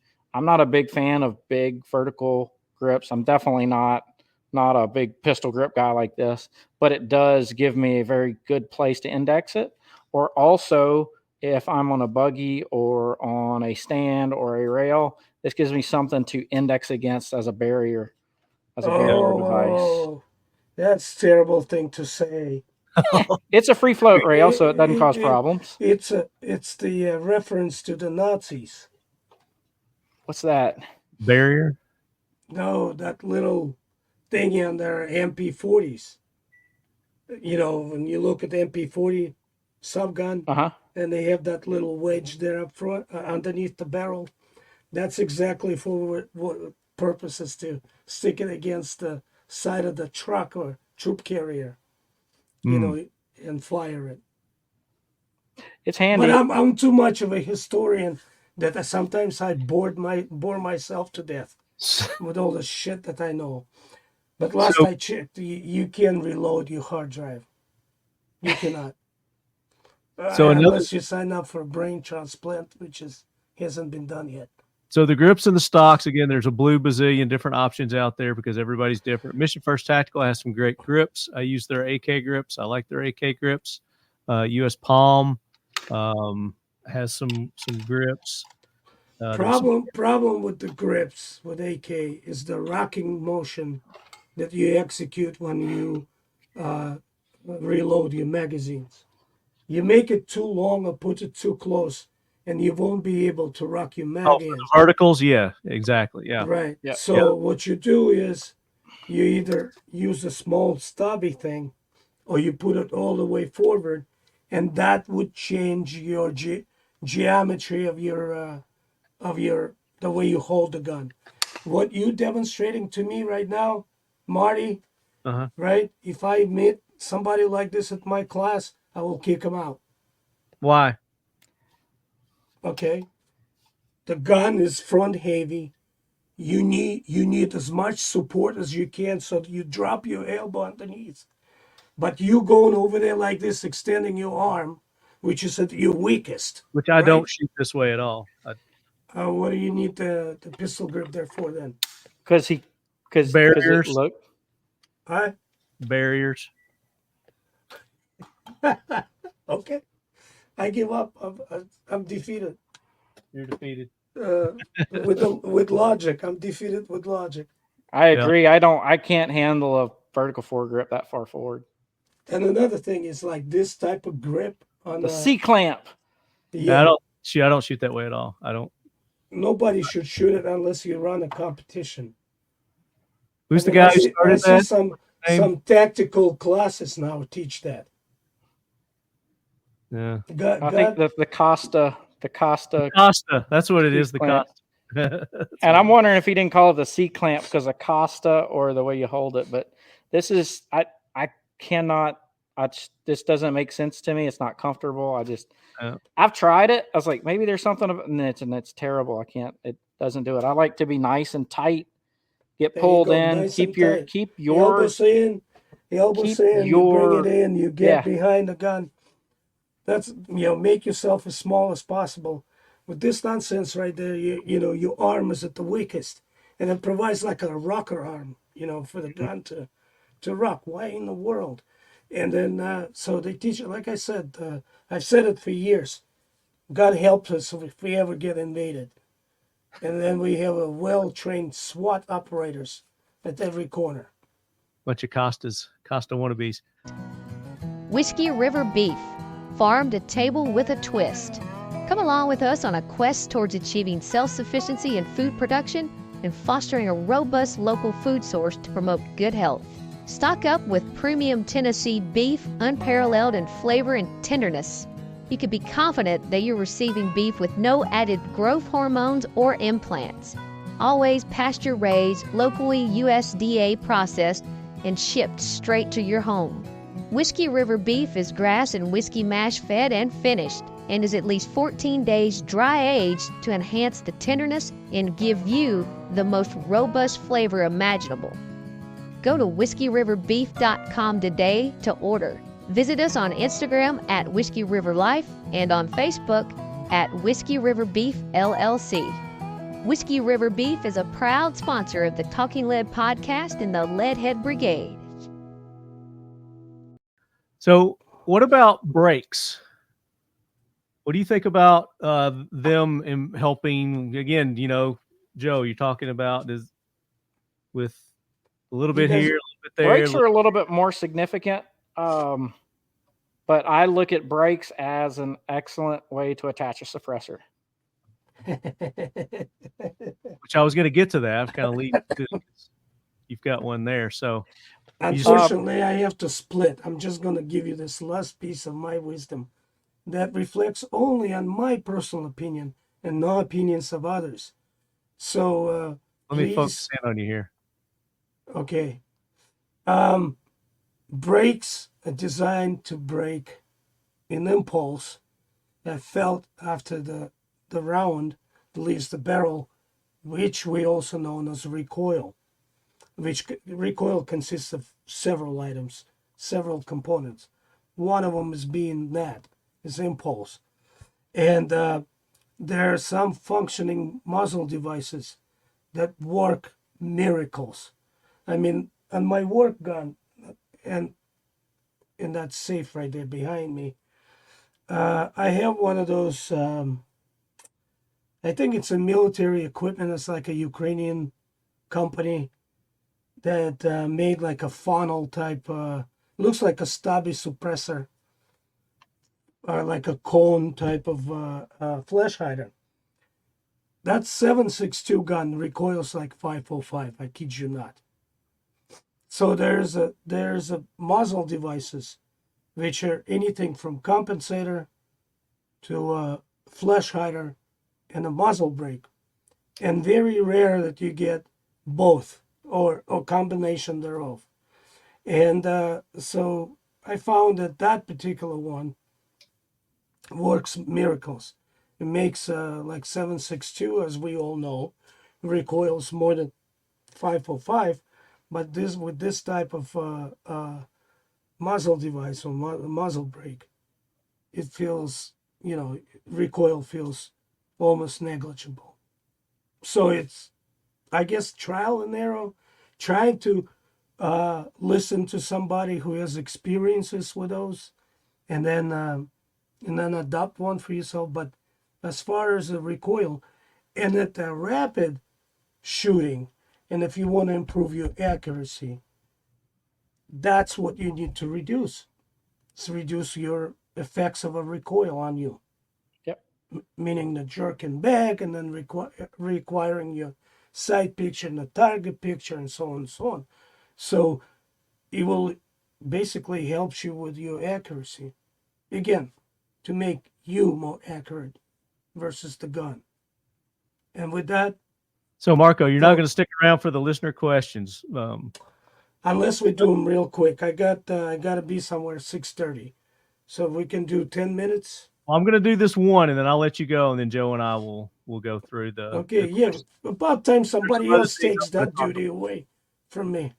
So this is your buddy B Hurst. Okay. All right. Okay. We got to get the bullpup question in. So here it is. How do I make my bullpup 1,000 yard gun with the 25-yard zero? Explain how it works out, please. All right, just rechamber it for 338 Lapua. There you go. There you go. You hit those targets 1,000 yards. Yeah, every day, all day long. Marco, the great, talented Marco, thank you so much for taking the time to be on. We'll go through. We'll make it through without you on the rest of these questions. All right, and I apologize if I ruffled some feathers today.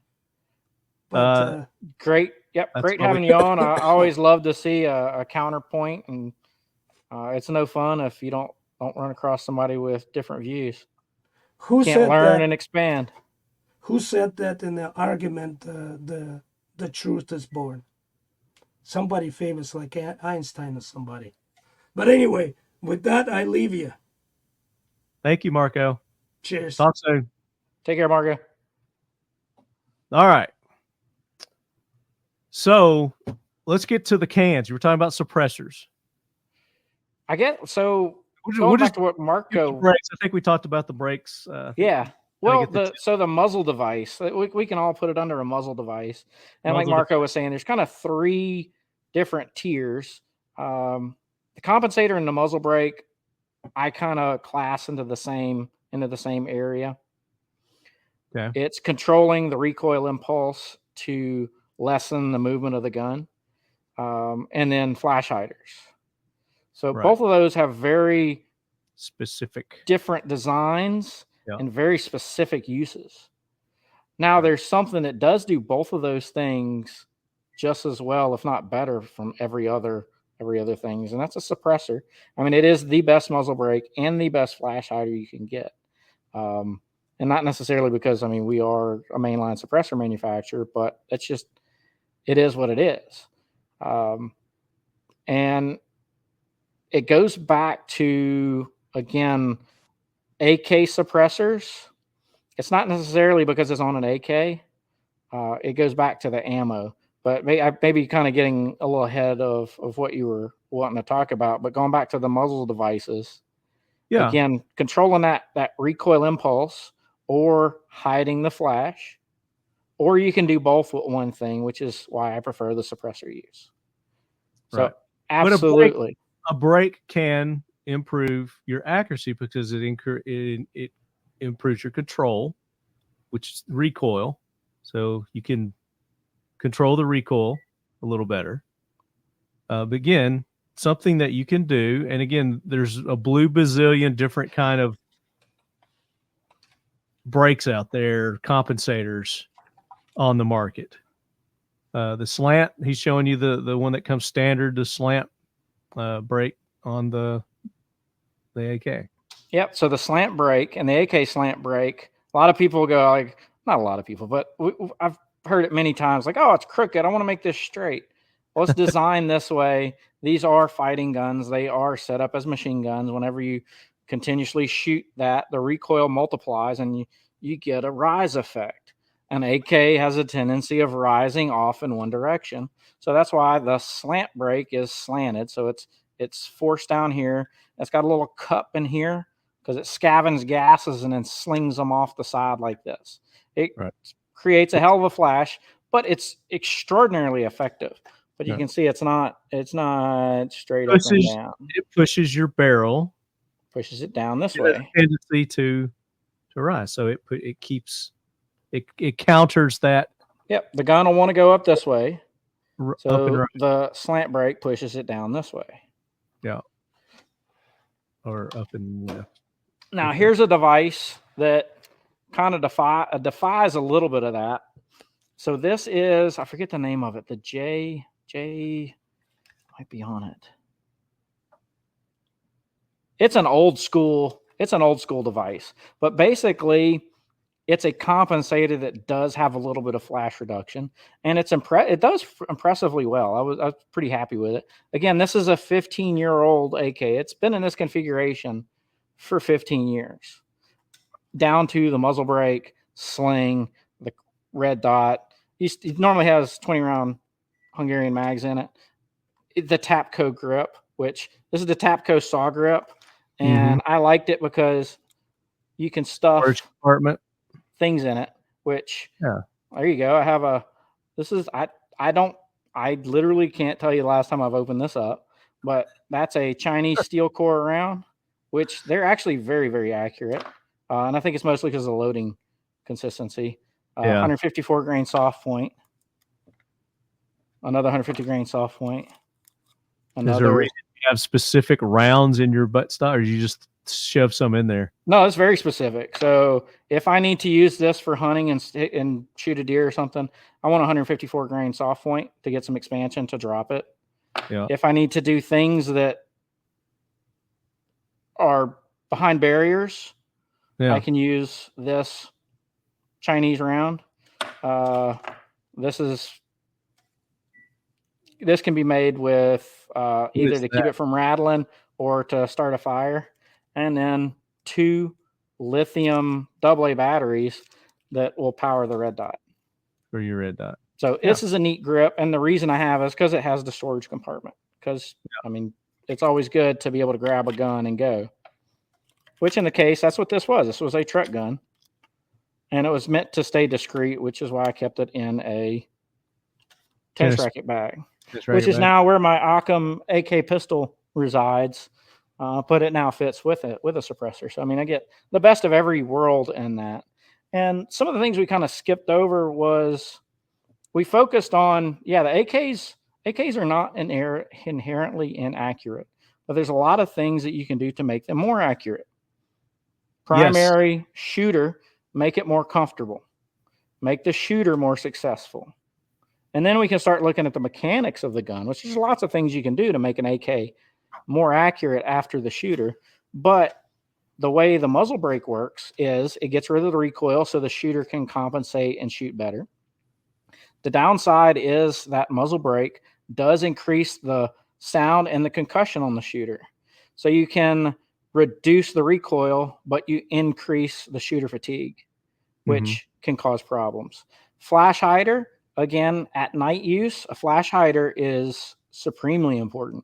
That big ball of flash absolutely blinds you and you can't see anything after the first shot.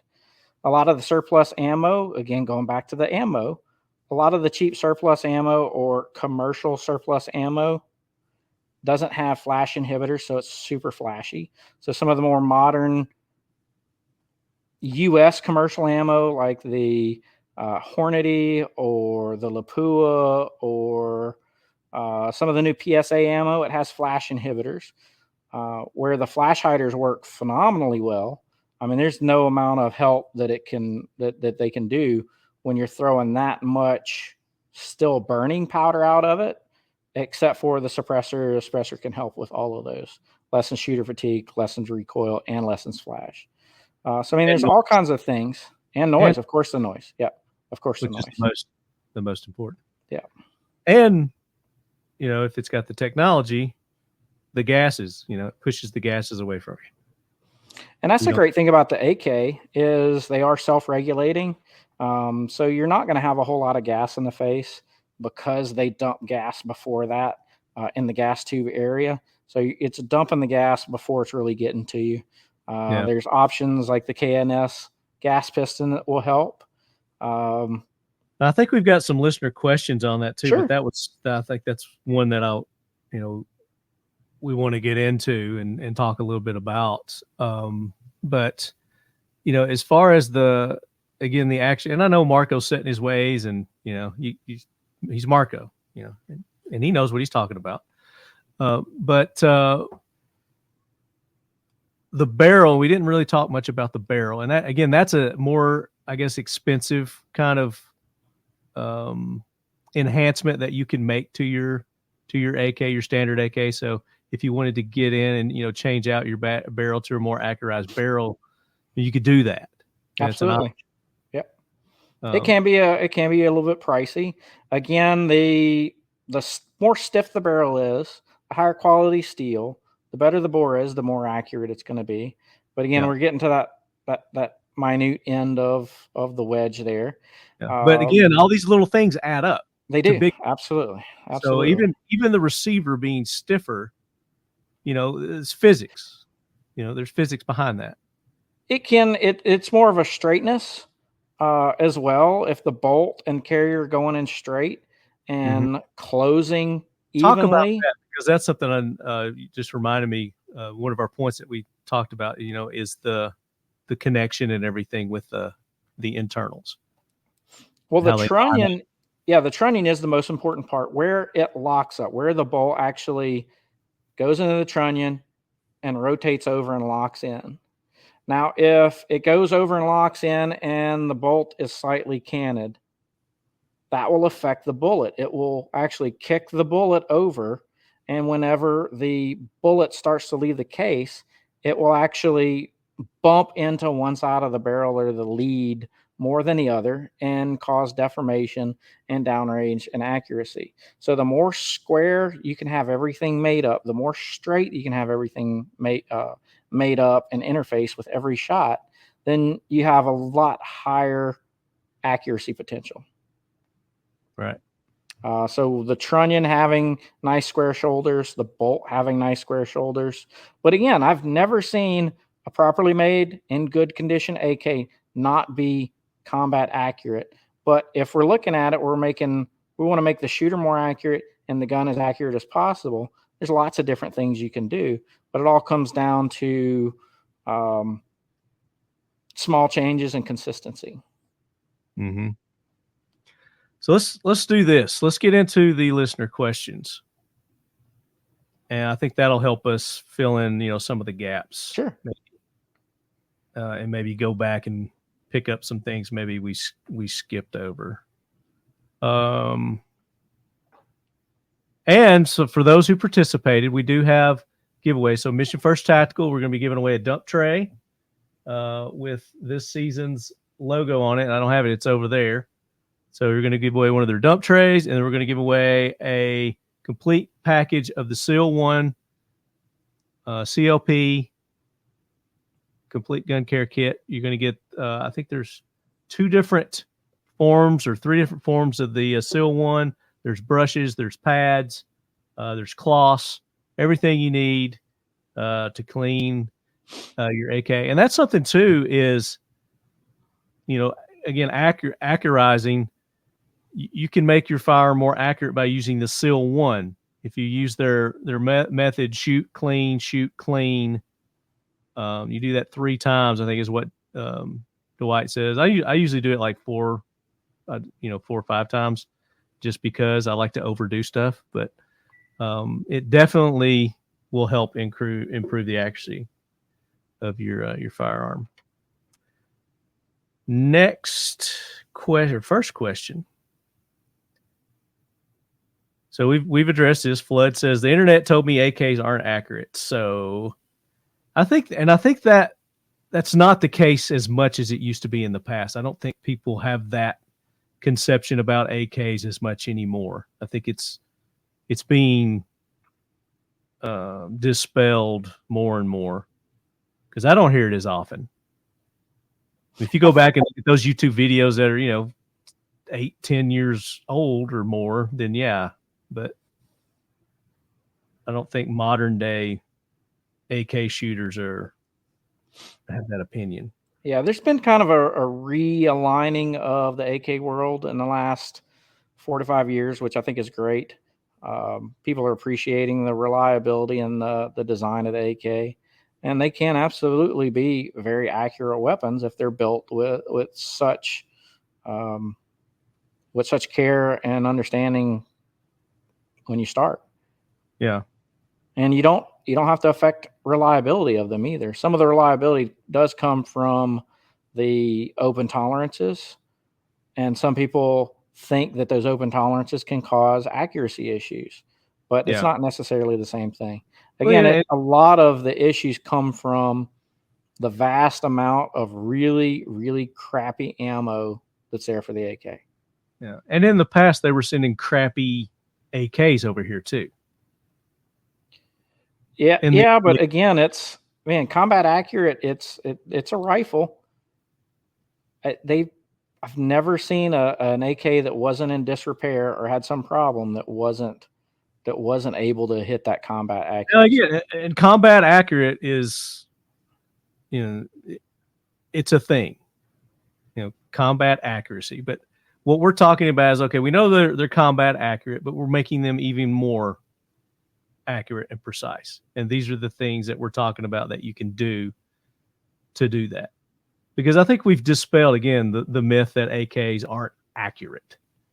And again, relative to what you mean by accurate. They can be very accurate guns. They can be extraordinarily accurate guns built with the proper methods and the proper tools. Yeah. All right.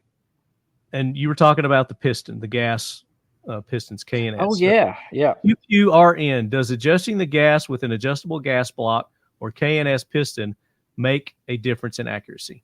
It can. And that's something that we started talking on and then got sidetracked. Yeah. So Marco was mentioning about basically what's called barrel whip, or the recoil induced barrel whip. And with AKs, it's a very consistent, very recognizable, almost straight up and down woo. It's like a wiggle. Now, the reason it is because you have a very large amount of mass back here being impinged on a bit of a lever up here. So whenever this action fires, those gases push against the front of the barrel and dips the barrel down like this. So the more gas you have in here, the more potential for that front of that barrel to dip down with every shot.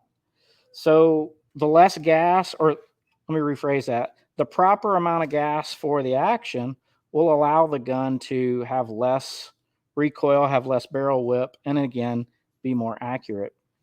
And one of the ways that this device, the Merc-Rail, does it is it gets the gas tube away from the block. So the standard gas tube, if it's installed back here, it should just be kind of very lightly touching the gas block because you need the gases to get out. In reality, most AKs, the gas tube is pressing against the gas block, and now you lose any hope of a non-interfering function with the gas system. One, as it heats up, the gas tube will actually press against the barrel and push it. So over time, you'll start getting walk as the gun heats up. It'll push the barrel down.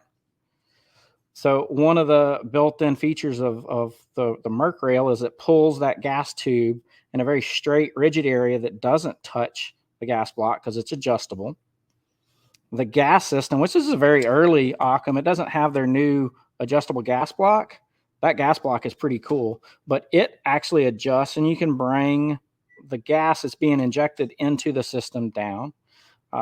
Whereas the K&S piston is designed to cope with the extra gas rather than restricting the extra gas, which the K&S piston is super easy to put in, and it keeps the gun from beating itself up and keeping the bolt velocity down. Because the other side of the coin is when the bolt is shoved back, it comes back with a certain amount of velocity.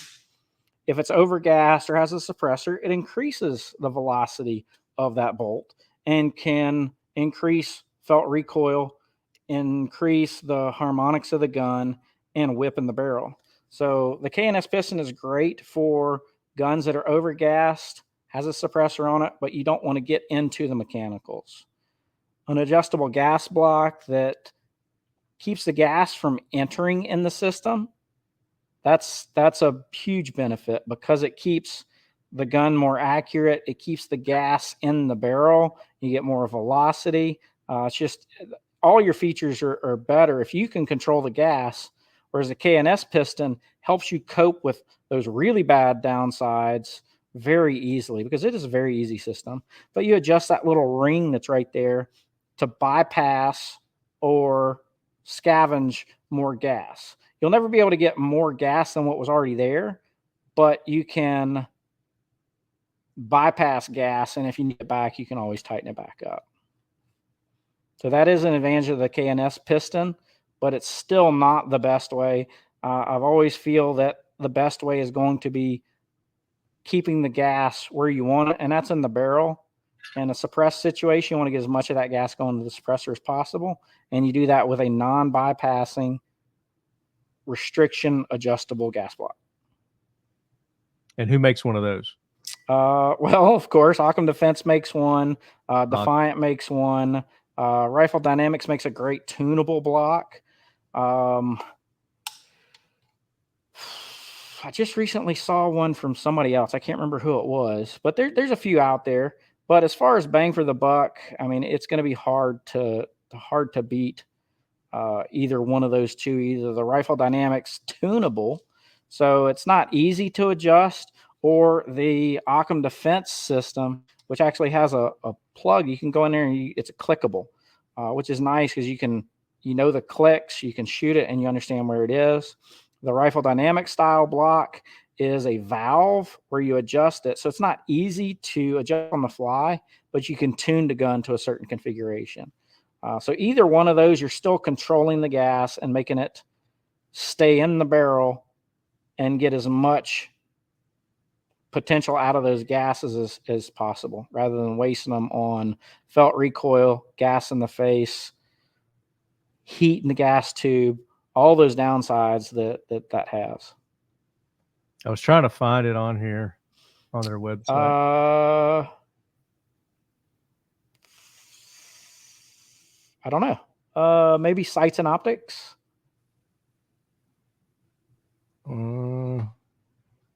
There's the combo.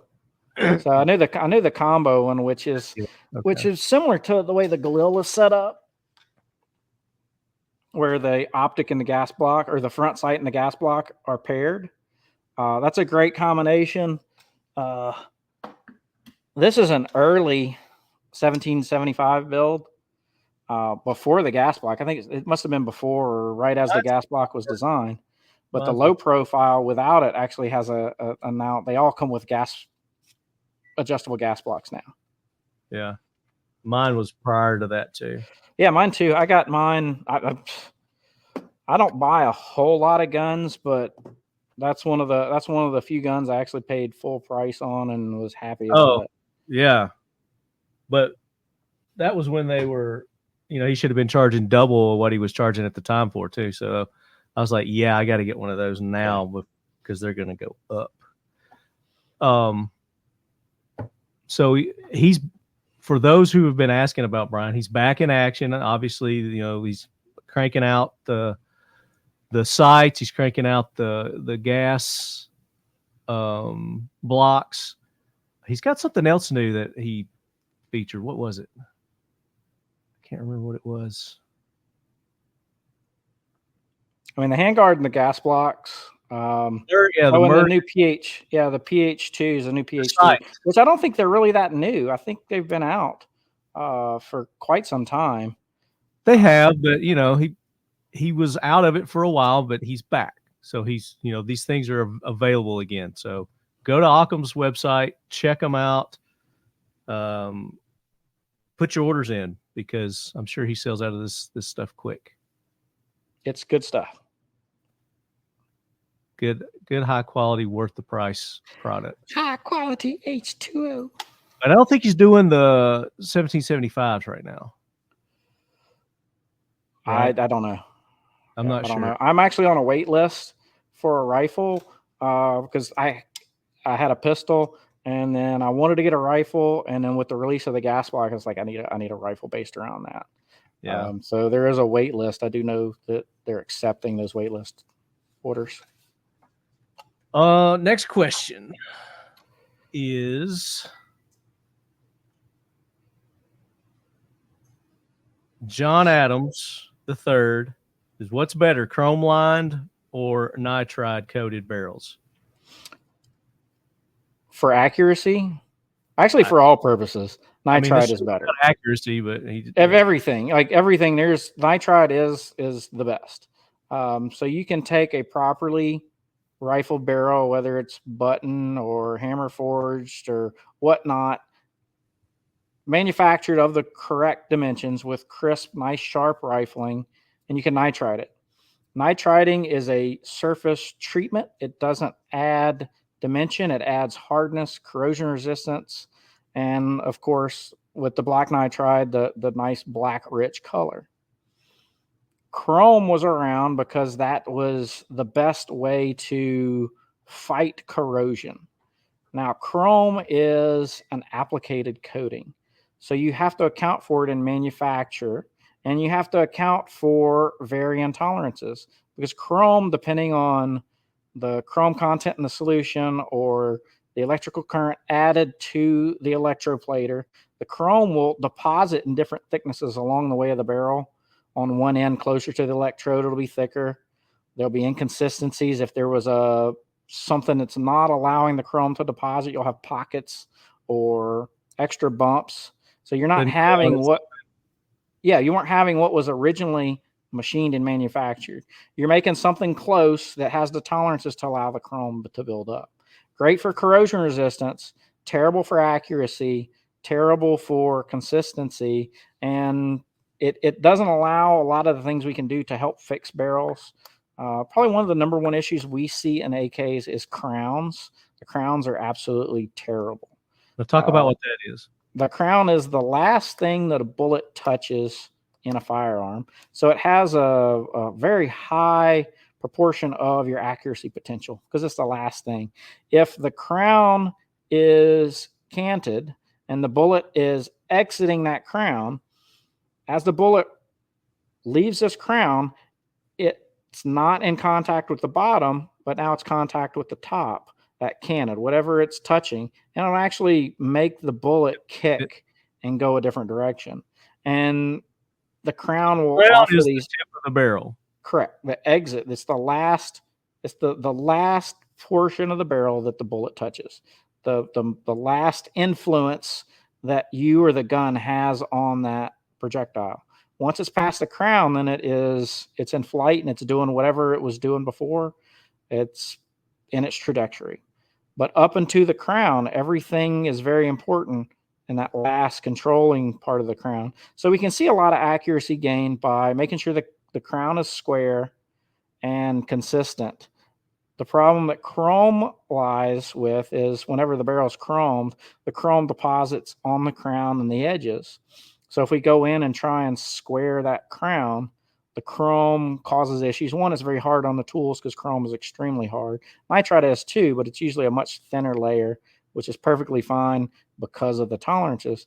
But we can go in and square that crown, make sure it's nice and perfect and crisp, so it doesn't have any negative effects on the bullet leaving. How can you tell if your crown is off? If you look at it and it just doesn't look consistent. A crown should look perfectly consistent, all the edges around it. If you've been shooting it, you should see deposits leaving in the shape of the rifling, and oftentimes there'll be like little gray deposits. You want to make sure and see those gray deposits are even at every place around the barrel. And in most AKs, there's 4 grooves, so it's a little bit harder to see the inconsistencies, but they're one of the worst as far as inconsistencies. Is it something that you can just eyeball, or? Yeah, if you can look at that, you should be able, unless it's got so much carbon you can't really tell at all. That's going to be a nitrided barrel, but it's got a nice square face, so that's a good indicator. The crown has got a pretty consistent wedge to it. I would bet that's probably a U.S.-made gun of some sort. No, this is a Pioneer. Oh, is that a Pioneer? Okay. Yeah, it's Pioneer. Do they do nitrided barrels, or are they chrome lining still? Nitride. Okay. So that's probably got a pretty good crown to it. But if it didn't, that's one that we could fix and correct. But if you look at the gas jets, I don't know if you'll be able to see it. What am I looking for? Too much. Let's see. Let me go grab. Let's see if we can find something. If you got give a better example. Everything here has a muzzle brake. Actually, just Here, do a Google. You got drive. You can drive there. Google reading your crown. There's got to be something. Reading your muzzle crown. But recrowning the gun can help with accuracy. Past that, start getting the barrel stiffer, shortening it, better quality barrels, heavier barrels, the lockup of the bolt. Now, when you talk about AKs, it's not as easy as like an AR that just bolts on or swapping an AR upper. The AKs, you have to press the pin out, press the barrel out, check for head spacing. It's not really adjustable. So that's some examples of crowns. The deep recess and the standard or the button style, that kind of curved edge, is similar to what AKs have. The ones to the left, the three, are more of a target crown. So it's a flat crown, but that doesn't give you any protection against brushing or impact. So that's where the 11-degree target crown, because it's pretty close to perfectly square, but it gives you some protection. The recessed crown is a good way to go. Look for something that on the crown, on the face of it, you'll see the carbon pattern.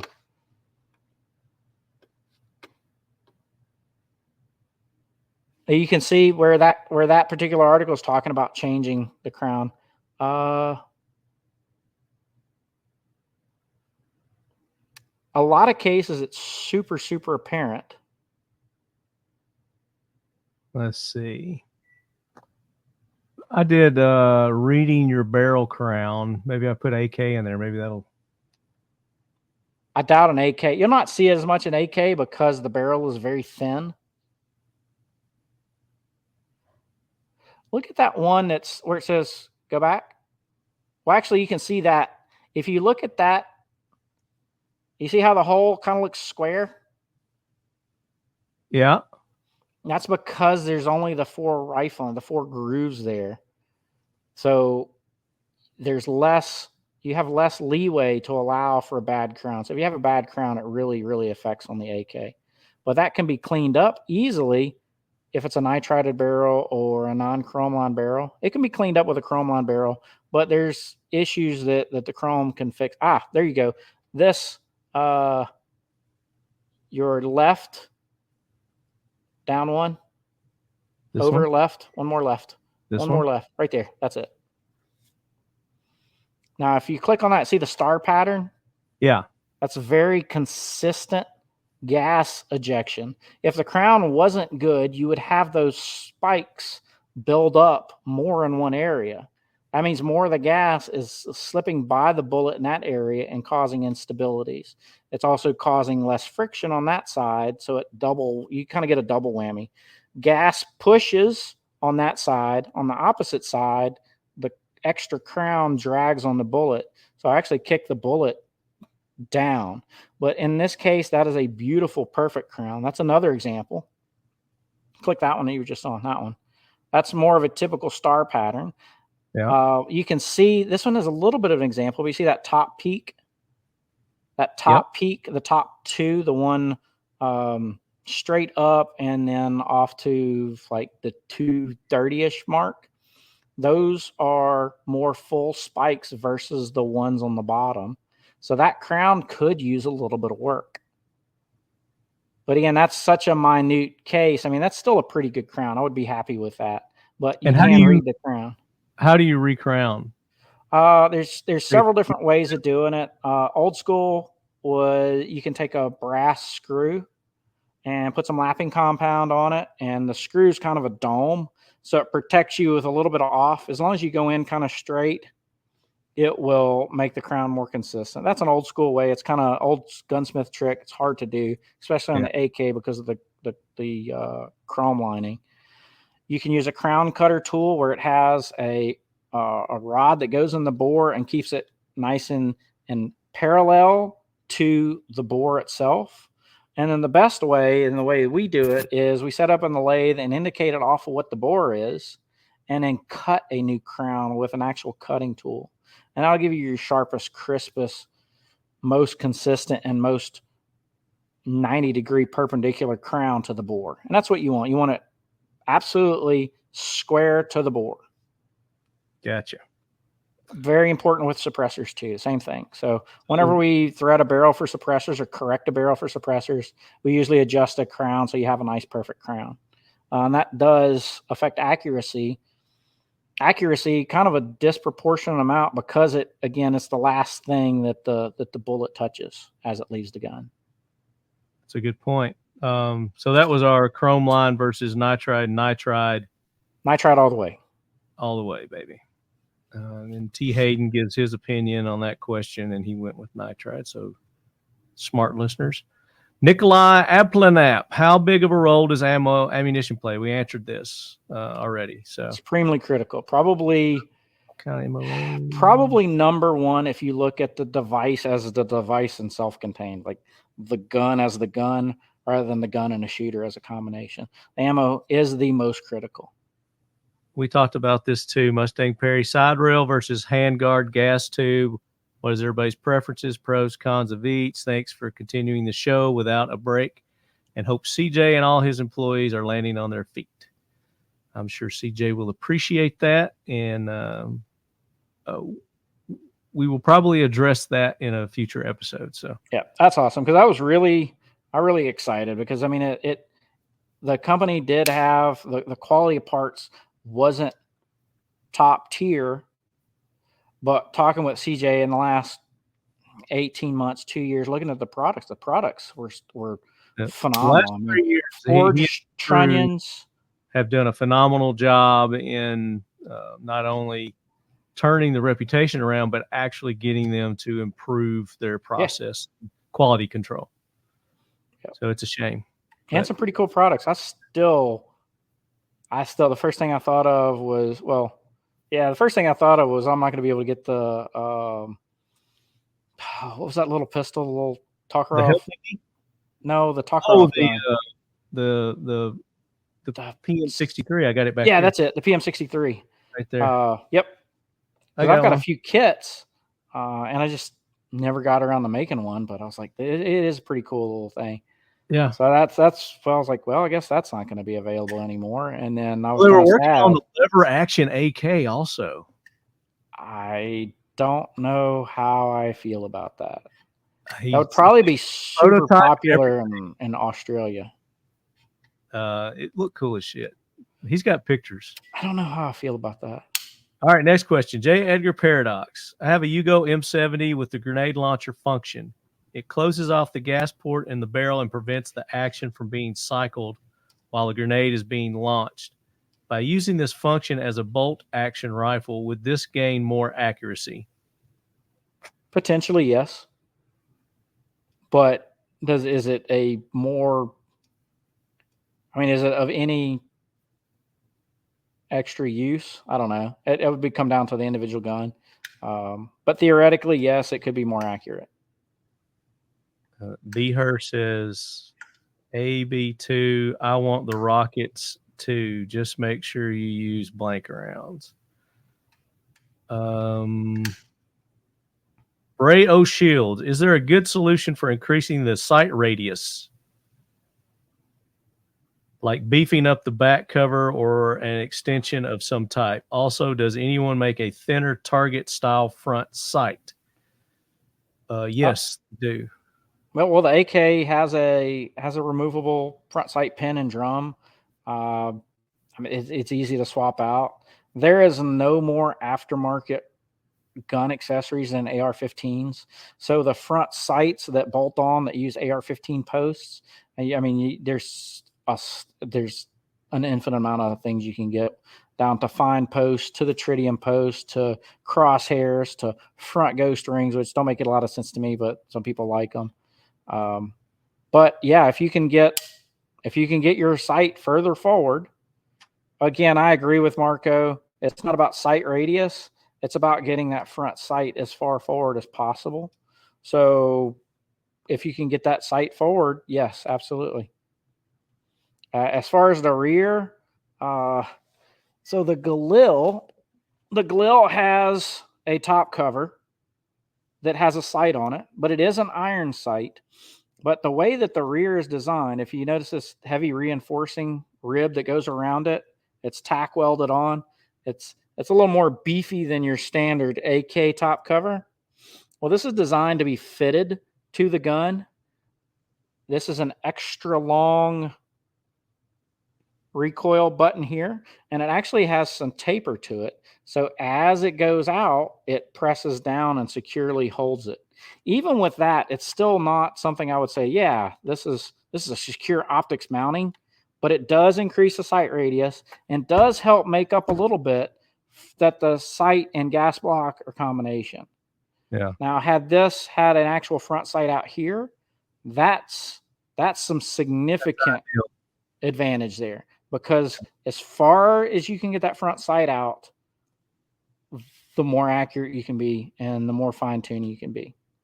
It's all about the smallest amount of movement back here makes a much more amount of movement here. So if you can keep this up front as a very tiny movement, that's less movement on the target, which will increase more hits on target where you need it to be. Well, and then, is there a good solution for increasing the sight radius? Again, it depends on how much you want to spend, and if you can do the work yourself or you need to send it to a gunsmith, but the Merc is a good solution for that.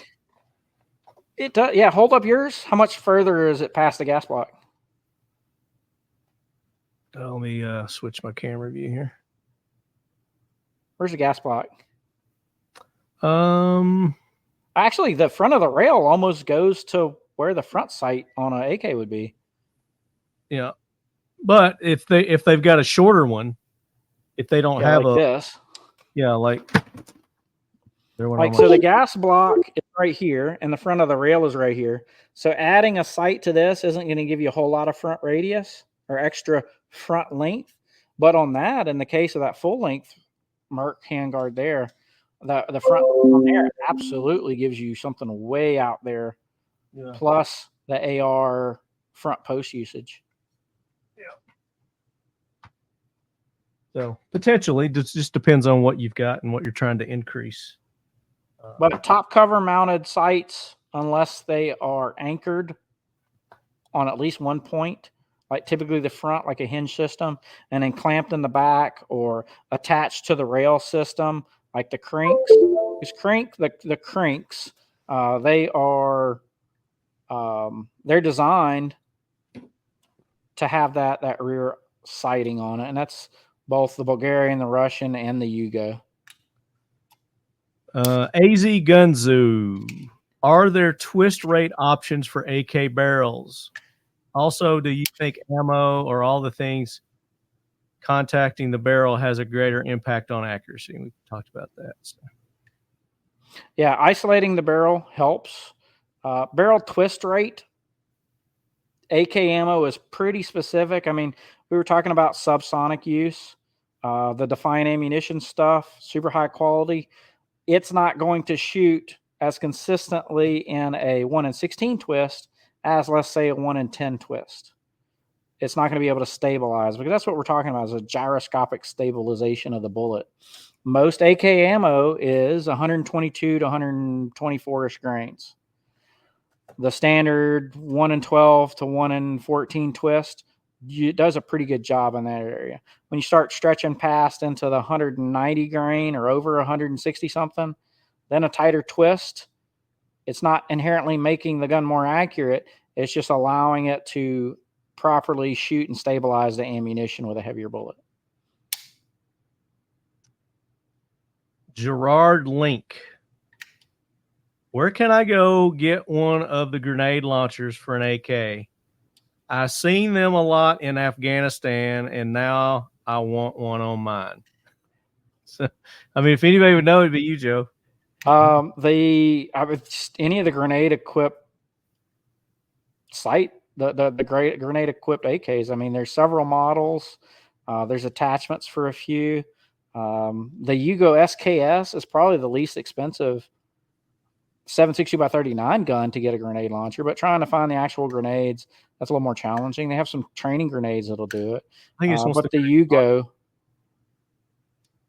not the grenade launching device like the Yugo AB. Where can I get one of the grenade launchers for an AK? I think most of those are muzzle mounts.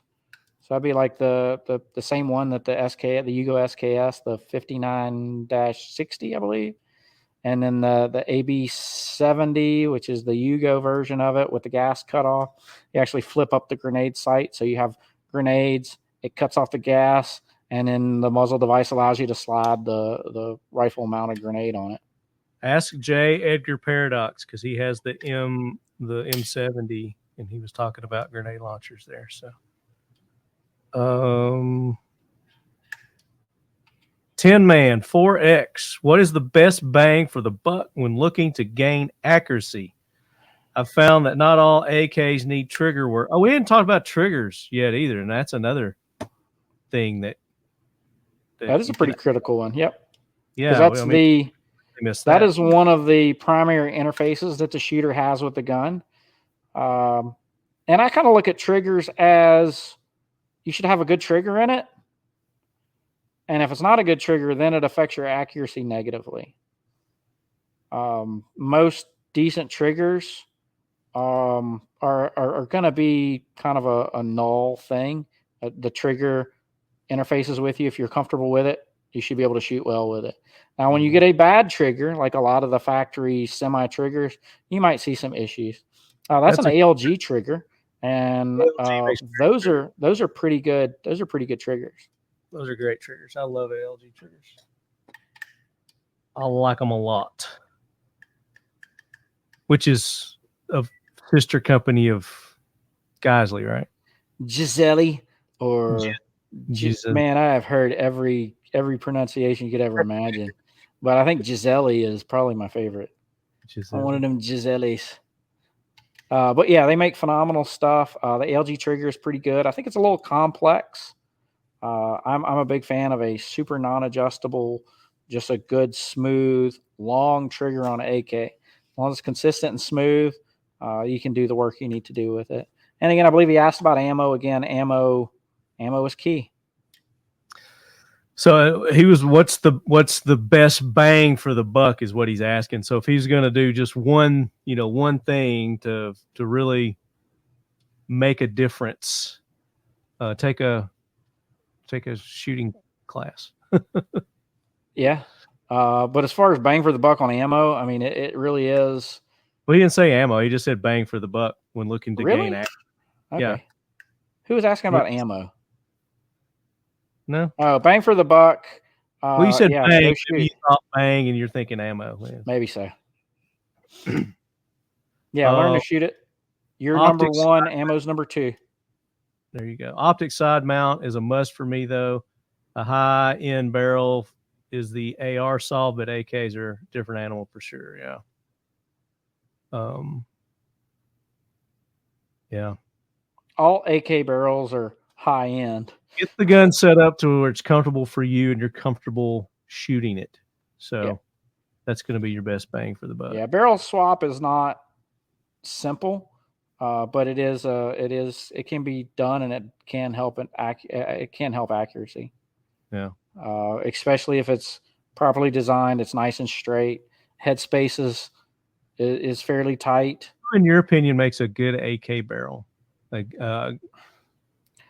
good I prefer a hammer forged barrel that's nitrided. There's a lot of options out there.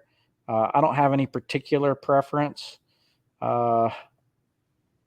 It really just comes down to the individual barrel. Green Mountain used to make a good one. It's not as awesome as it used to be. Any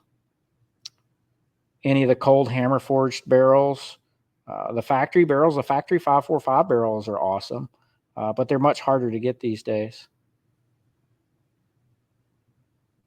Lights out Okie Coyotes. I mean, we kind of talked about this. Outside of upgrading the trigger and choosing a solid mount for an optic, what else can be done to improve accuracy? I think we've pretty much gone over everything. We're forgetting anything? Just it's barrel stiffness and consistency. That's key. That's key to it. After the shooter comfort level and the ammo, suppressors can enhance accuracy as well. get into that because we were looking at your Saber. Yep. So there's some AK specific suppressors out there, and basically what that means is it's just a big ass oversized bore.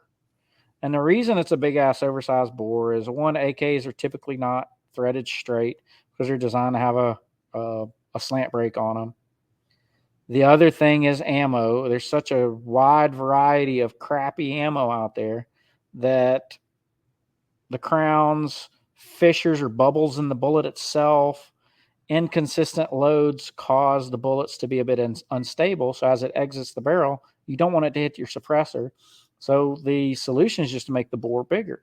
And that's a little bit of what we've done with the Saber 360. Is it's an actual 36 caliber. So it gives you a little bit more room. But we have a symmetrical baffle system. So it helps clean up the gas as it passes. And then we want to see the gun and look at the gun and the mount and ensure it's straight.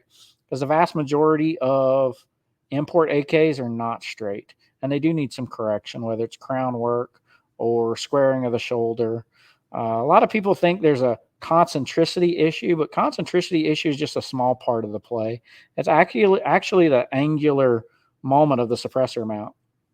So a suppressor has a hole in it, and there's clearance, especially in this. It's a 9mm hole, which a 9mm suppressor, it's not going to be a 3.5 or 3.6 hole. It's actually oversized. In the case of the Saber 360, it's a 412 or so 0.412. So it's a good bit over the bullet size. So that allows, let's say, the center of the barrel here, but let's say the suppressor is a little bit shifted. As long as it's square, there's still room to allow it to pass. Now, the more critical issue is if there is a shoulder squareness issue. Like the the smallest amount of angle here at the mount will increase the angle of that can, and will have the bullet hitting the can much more significantly than a little bit of non-concentricity. Now, non-concentricity isn't the greatest thing, but most suppressors can handle it. So most of the other AK suppressors out there, they compensate with it by just making a big ass conical shaped bore, so you can put it on the gun and it's so big that the bullet can't hit. The downside is it's not very efficient as far as suppression use. It's not very accurate. It doesn't enhance accuracy like a properly made suppressor would be. And something we can take a look at and make sure the gun is square to the suppressor. So if you do those things, then a suppressor can enhance your accuracy and you get a good quality AK system.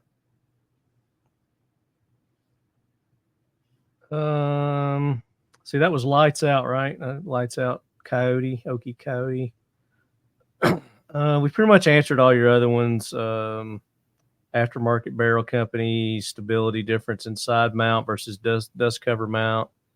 Can't wait to see where CJ and the team land. Beard Farmer 1. Have there ever been heavy barrel variations of the AK? Well, yeah. Most of the RPKs are heavy barreled. There are, again, the Yugo AB guns. They're heavier barrel. The Sega 308's a heavier barrel, which, I mean, that's a great gun. It's a great cartridge. It's going to have much more extended range than, let's say, 7.62x39. The Dragonovs or the PSLs or the FPKs shooting 7.62x54. Again, those are typically heavier barrels.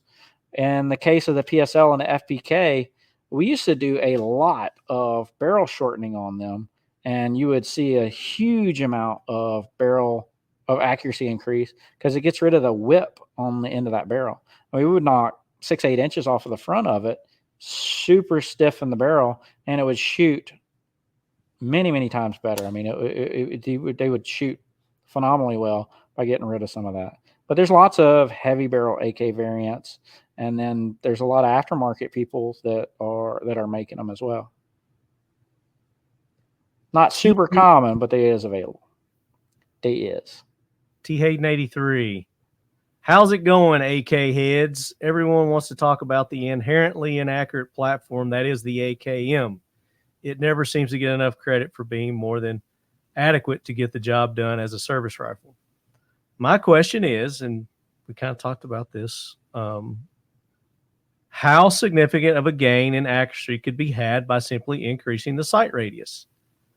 Obviously, there's always optics that eliminate that idea completely, but as a thought-provoking subject that doesn't end in just throw an optic on it, as always, hope everyone is well, and I can't wait to listen to this podcast.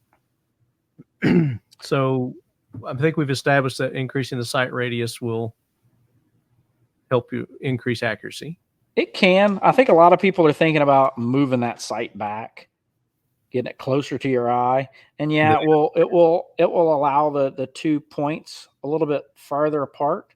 But again, on that note, getting that front sight further down range helps with that more than trying to get it closer to your eye. Yeah. So add a 20-inch barrel. Or put a bloop tube barrel. Put a bloop tube on it and stick the sight way out on the bloop tube. There you go.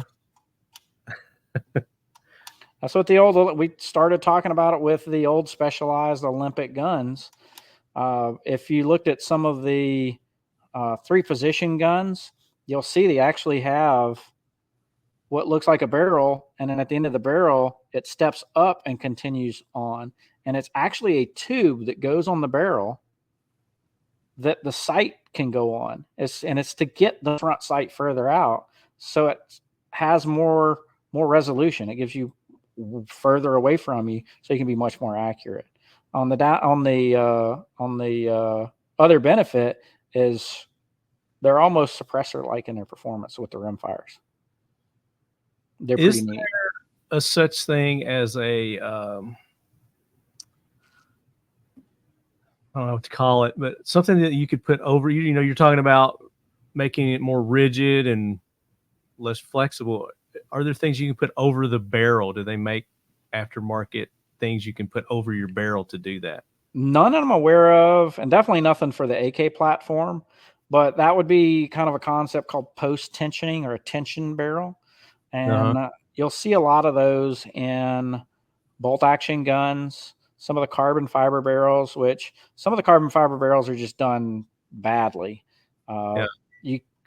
With a thread, you just can't impart enough post tension to actually elongate and stretch with the threads. But there's some that use a squeezing method that help elongate and put it in tension. But a properly done post tension barrel can enhance accuracy. I don't know of any that are on the AK platform. So I watched a video. It was Mac, Tim, Military Arms Channel, and he had done some kind of a AK-74 custom deal that he did, and he was talking about some sort of a sleeve or something that he put over the barrel and some material that they put in between that sleeve and the barrel. Oh wow. So I don't know. Let's look that up. I'm curious. Okay. Is that something recent? I think if you go in and just search AK accuracy, something like that, his video will pop up. But he did it with an AK-74. Well, anything you can do to stiffen the barrel is going to give you that accuracy as well. Yeah. I think that's pretty much all the questions. Let me just do a refresh.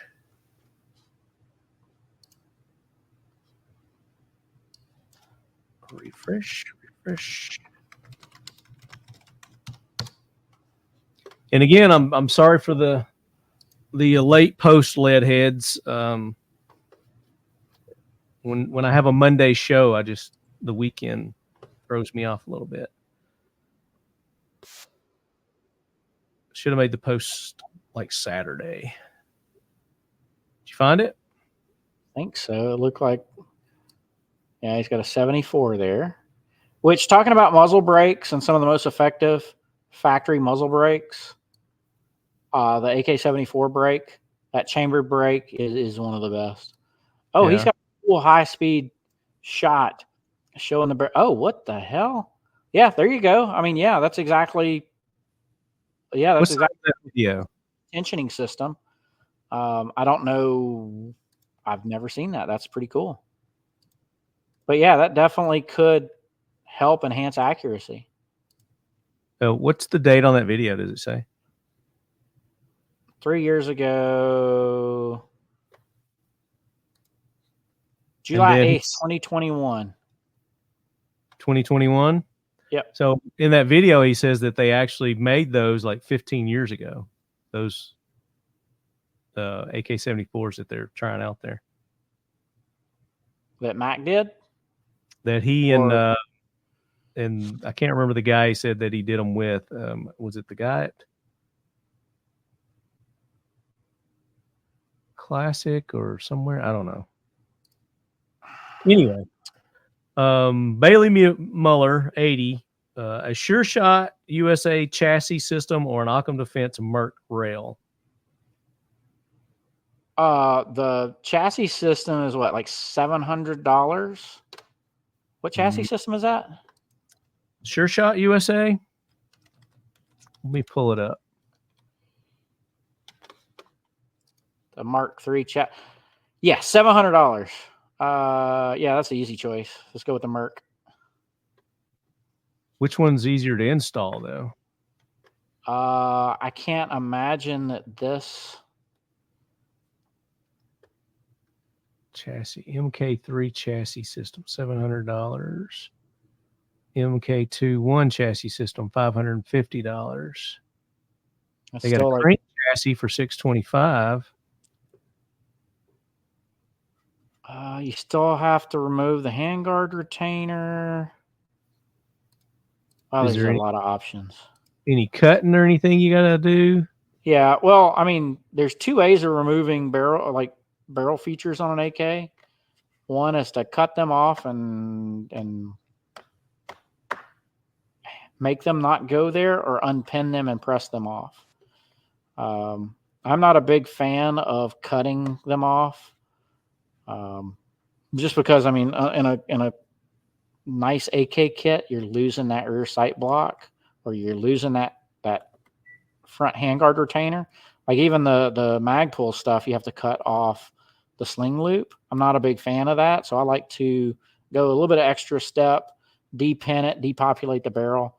But we do AKs; it's easy for us, and we just kind of add that into the price of admission. But you can certainly just chop that stuff off and put your stuff on. And what? How much is a Merc? Mercs, I think, are in the 300 range, like 269 to 369. 290, 329, 329. Yeah, so you get a blemished one for 290 right now if you get on their web. Ooh, sold. Right? Dude, I like Blim stuff. Oh, I do too. Absolutely love it. I mean, when Pioneer was open, they were selling their Blim AKs for like $300-400 cheaper than you could. At least $200 cheaper than you could get them at anywhere else. Check out the PH2s. The sights. Yeah. Well, so there's a PH2, and it looks like there's a Blim, like a Blim PH2. The B team ones. Let me go there. PH2 Occam parts. The PH2 B team. Sights and how much is that difference? 209, 210, 170. It's like $40 difference. That's $40 cheaper for 170 versus like $210. 210. That's $40 cheaper for some Blims. Yeah. First come, first serve, guys. OccamDefense.com. Check them out. I think get him on. Yeah, that's an easy choice. We got to get Brian on. We'll get him on soon. He's threatened to come on, so we just haven't had the right timing. Introducing our new belly band holster. Whether you're hitting the gym or running a quick errand, our belly band is one of the most comfortable and safest ways to carry your firearm. The center section allows you to carry most common pistols. Left or right-handed, this has you covered. A hard laminate trigger shield protects the firearm's trigger from unwanted intrusion, giving you ease of mind while carrying every day. 2 elastic sleeves give you the flexibility to carry other everyday items, such as spare mags, flashlight, knife, or pepper spray. 2 zippered pockets run on both sides, offering the option to carry smaller items such as money, cards, or keys. Flush fit on your lower back or waist, easily keeping your setup discreet no matter how you choose to carry. Utilizing 3D spacer mesh, these channels allow for exceptional and efficient airflow, giving you maximum comfort and keeping you cool. Carry whenever you want, how you want, with our new belly band holster. Available now. Mission First Tactical is the official tactical accessories provider for the Talking Lead podcast and the Leadhead Brigade. Use the code LEADHEAD for an exclusive 20% discount on all orders. So that's it. That's all our questions from the Leadheads. Thanks to everyone who participated. Let's give some prizes away, Joe, and then let's wrap this up. Sure. Did you want to give away anything from AKLYS? Yeah, let's give away a suppressor. What? Yeah. What are we gonna do? A 22 or 9mm suppressor? What are we giving away? I was like talking like a hat or a shirt or something like that. Nah, dude. let's do a suppressor. They're easy. That's what we do. Oh my Lord. There you go, Leadheads. You never know what you're going to get on this show. So you tell me which one. While you're thinking about it, let's give away the Mission First and SEAL 1 here. All right. Let's get this mother And truck. I think we should just random number go through here. 1, 2. Actually, beard fart. No, let's just random number it. I think that's the fair way to do it. 1, 2, 3, 4, 5, 7, 8, 9, 10, 11, 12, 13. So You want a rando number generator? 20. Yeah, rando number generate 1 through 20. And are you pulling up on your computer? Yep. Okay. Are I doing it? Yeah, you can do it. Share your screen, and we'll just show them. I can't share my screen. I Oh, don't know how to do that. down here, Hold on. present. Let's see. Cool. All right. Minimum 1, max 20, generate. Wait, what? 18. There we go. Sick. That was weird. The first one was 19, the second one was 18, and then All right, hit it Here, 5. I'm Hit it gonna 5. refresh. I'm just gonna refresh. I was going to say hit All it right, 5 we're times. refreshing. All right. 1 through 20 and generate 18 again. 18. I Okay. don't have faith in this random number generator. Did you want to try something else? Yeah, you got one? Let's do The like a. number 18 person is probably screaming right now. It's like, no, I'm 18. No, we're going to give 18 since we did it, but the next Yeah, I one. think 18. I think 18 should win it because I mean that was like two pulls of the handle there. Right. That would be Ray O. Shields. Ray O. Shields, you win the SEAL 1 complete gun cleaning kit. And email me, talkinglead@gmail.com, what you won. You got to tell me what you won, and I'll need an address to send it to so the guys at SEAL 1 can send that to you. That Seal 1 stuff, the paste, not the liquid grease, but the paste. Yep. Man, it is amazing on 9mm and 22 cans. Like you can there's running cans wet. When you run them wet, you gain a little bit. It's basically in a blade of it. It's a compound in the can that helps with the phase change and energy change. Yeah. So a lot of people use water. Water is really nasty. We used to use a lot of the lithium spray lube because it could just stay in the can. It'll never be corrosive. It's easy to apply. But we started using the Seal 1 paste and applying it to the can. If the can's already together, you can actually heat up the Seal 1 so it melts and then drip it into the can. But that stuff is some of the best ablative and can wetting compound I've ever run across. It's pretty cool stuff. Yeah. So next we're going to do the Mission First Tactical dump tray, which I've got a dump tray over here. Just got to get it.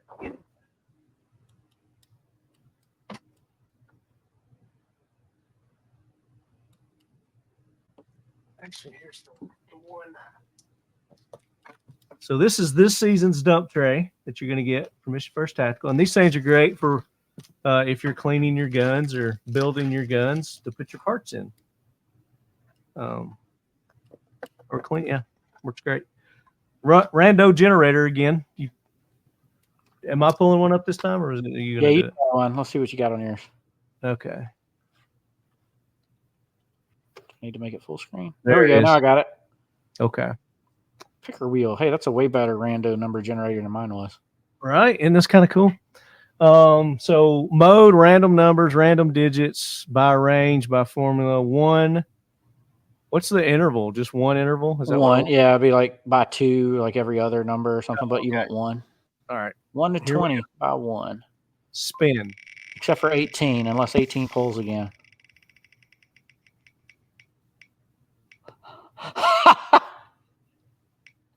Oh, I can't. No, 16. Okay.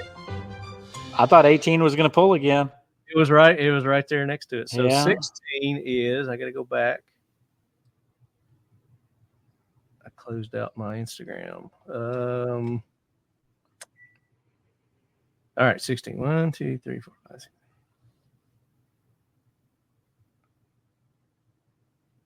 Who won? Was Rayo Shields? So he was 18. So 17, 16 is J. Edgar Paradox. What was his question? J. Edgar Paradox. I have a Yugo M70 with the grenade launcher function. Oh. Closes off the gas port. Blah, blah, blah. So there you go. All right. So now the suppressor. Did you decide which AKLYS defense? Yeah, I'll do the tried and true. We'll do a 22 can. Or if they want to credit the 22 can for one of our others, we'll do that too. So let me pull it up here so we can show it. Product suppressor. Is it the Pilum? Copus, Or right the there. Copus? The Copus. Yeah. Okay. Pilum is the pistol can. It's 9mm and 45 can. Copus is the 22 can. 22. There you go. Yep. Monocore, super easy to clean. The lightest 22 can on the market. It's 2.4 ounces. Super durable. Wow. It's a great little can. And with suppressor transfers right now going super fast, Yeah. it's crazy. Now the winner is responsible for any transfer fees and the tax stamp, of course. The tax stamp. All right, there you And go. if you can't have a suppressor where you are, then you can still have it. You're just gonna have to move. Or you'll send them a shirt and hat. Maybe. Depends on where they are. All right, remove that 1 through 20. And I guess hit the spin button. Here we go. Hey, it's not sharing. Screen share. Oh, There we go. is it up? Yep. All right, here we go. Spin. This is for the Copus AKLYS Defense 22 suppressor.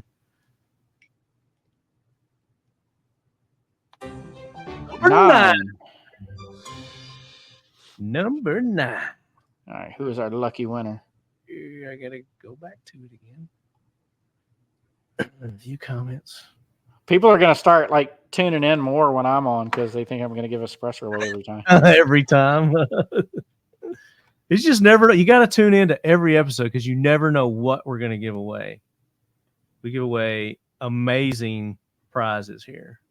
So Number 9 is boom, boom, boom. Beard Farmer 1. Have there ever been heavy barrel variations of the AK? And we answered that one. Yep. So there you go. Beard Farmer 1. Email me, talkingled@gmail.com. I will forward your information on to Joe. We're going to need your FFL, and they need an SOT also? Yep. Needs to be an SOT. Need to send a copy of their SOT, their FFL. Do you need all that sent, or can you contact the... No, we just need their dealer, and we'll take care of it from there. Okay.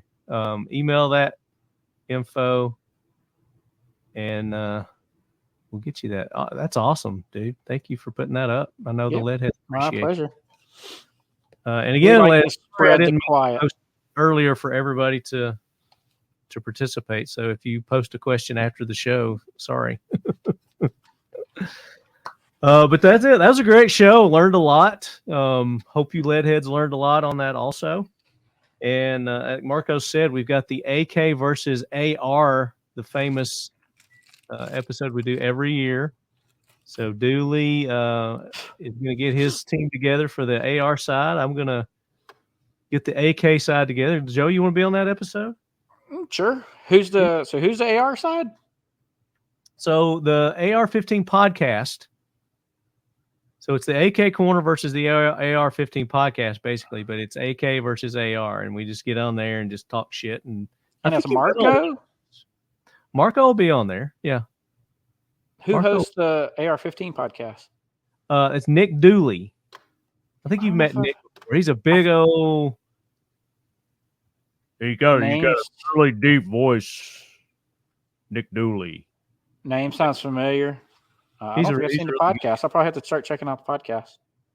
Yeah, he's on the Firearms Radio Network. That's AR-15. Okay, cool. I'm pretty sure you've been on an AK versus AR episode before. Maybe. Were you on the one we had Jim Fuller and everybody?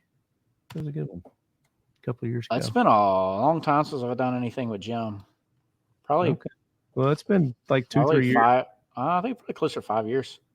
I just talked to him not too long ago. Yeah, he sent me a message a couple of days ago. Yeah. That's basically there's only a few godfathers of the AK, and Jim is one of them. Yeah, he's definitely one of the reasons why we have him here in America. Definitely. Yep. Yeah. Guys, appreciate everybody tuning in. If you've got any suggestions for remaining, we're doing the AK versus AR. We only got one more, so November, December. 2 more episodes to go. Haven't decided what November. Maybe we'll do the AK versus AR in November. I don't know. I like to save it for the last one, though. The last one of the season. But well, what about the November one? Do a Christmas guide. Christmas. AK Christmas. Like what to go out and shop for and buy and get for your AK shooter. Could be you or it could be somebody else. Or it could be me. It could be me. Me. AK shopping list for Joe. For Joe. And maybe we could get the Primary Arms guys on and the Optics Planet guys and all those shops that have all the cool AK stuff. That have like the variety. You can go and just see all of it in one spot kind of deal. I don't know. I like that idea. I dig that.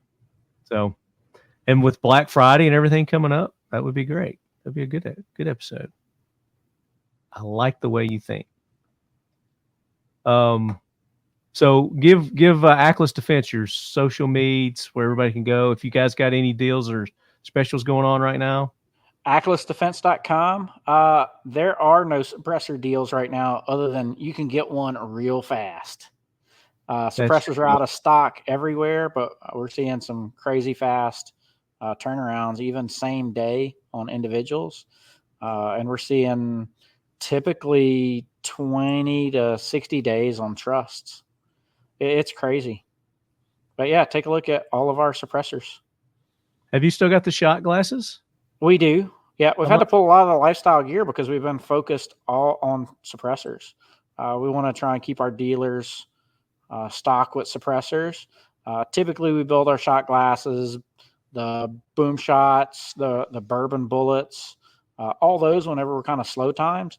And this year has definitely not been anything that you could call slow. Yeah.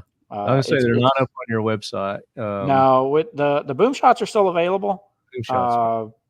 But the bourbon bullets or T-shirts, a lot of our other lifestyle gear, we just haven't been available because we make all of that stuff. Other than the T-shirts, they used to be the guy across the street that made our T-shirts who never wore a shirt. It's like the most ironic thing ever. He owned a T-shirt shop and never wore a T-shirt. But anyway, he actually retired this past year, and I'm looking for a new T-shirt person. This is what I want for Christmas. I want a javelin. The javelins are our most popular integrally suppressed gun available. So it's $2,000 for an integrally suppressed 308 bolt gun. And you can do it on really any of the calibers. And we've done it on Bergeras, Mossberg, 700s. We've done on break barrel, 35 Whelans. But it's basically an integral suppressor that you don't have to modify the stock or anything. So it's a fairly simple addition to the Integ bolt gun, and we don't have to modify the stock, so it keeps the price down. So you can't buy another Integ for $2,000. They typically start at $2,800 to $3,200 and go up from there. Wow. Yeah. But crazy quiet. That is a movie quiet gun right there. Oh, I can imagine. And I bet it's accurate as shit too. It is very accurate. The last IV-88 shoot that we went to, we're actually using them to punch the locks off of the cars out at 100 yards. Oh my gosh, that's amazing. So that was just this past weekend. I don't know if they actually had it or not, but they did. I've been seeing some in media, and I really wanted to go, but like I said, we've been so busy. We've had to cut back a lot of our extracurricular with everything that's activities going on in that area with the storms and the road closings, and I couldn't justify going to a range day event when all that tragedy was going on. Oh, that is really close because that's just south of there. Yeah. So, but I hope everybody who went had a good time. Let's see if that is. I wonder if that was going on. And the place we were staying at, the power was off. So. But there's another one coming in, so be all our friends that are in the Tampa area, be thinking about them because that hurricane's coming in. Definitely another one coming. Yep. And were you guys hit in Louisiana with any of this past? No, we've had some close skirts. The one before the last one was aimed straight to us, but a little bit of a cold front pushed it over into the New Orleans, Covington area and into Mississippi. Yeah. I think thankfully South Carolina was the hardest hit on. Yeah, it's on that definitely.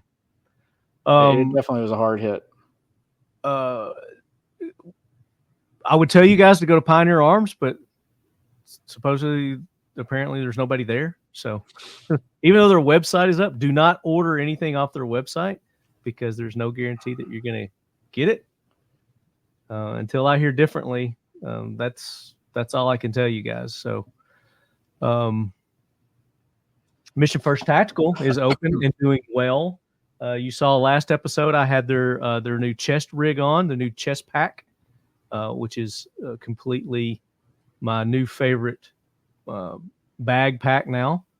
I've got it actually in the car. I was going to grab it and show it to you, but go check their website out. You can use the code LEADHEAD. You get 20% off anything there. Their drinky drinks, their dump trays, their holsters, their AR accessories, the AK grips. You can buy the AK grips still there, which I told you they're my favorite grips for the AK. I've switched out a majority of my grips with those. And they've got more things coming. We're going to be at CanCon. Are you going to CanCon? The East Coast or West Coast? It Phoenix is. Or it's. Where's it at? I got to probably pull East it up. Coast. If it's because West Coast was just recently. CanCon 2024. Mission First Tactical is going to be there. I'm going to be there with Mission First Tactical, so we'll probably have things that we're going to be giving away. November 1st through the 3rd. I think that's the East Coast. We won't be at the East Coast one. It's like 7-hour drive from where I'm at now. I know I looked it up. Oh, that's something in Canada. That's not it. Huh. Canadian Con. Well, here it is. Carolinas. Yeah. Clinton, South Carolina. November 8th through the 9th at the doesn't say the Clinton House. It's at the Clinton House. So the one in Phoenix is a good one. CanCon. That's basically kind of the West Coast one. That's going to be April 10th through the 12th next year. Yeah, we'll probably be at that one. And Phoenix, Arizona. I would like to go to that one too. That'd be kind of cool. But yes, we will be there. So if you guys are going to be around, any lead heads, Clinton, South Carolina, CanCon, November 8th through the 9th, the Clinton House. So go check us out there. And then SEAL 1, if you want to get some of this awesome gun cleaning lube, it's not only good for your guns, it works on your knives, it works on your marine equipment, works on your auto, it works on leather, works on all kinds of different wood. I put it on my wood furniture on my AKs too. Seal those up. SEAL 1 and done. Go to seal1.com, code LEADHEAD, and you get 25% off. That's the most substantial discount you can get in the industry there.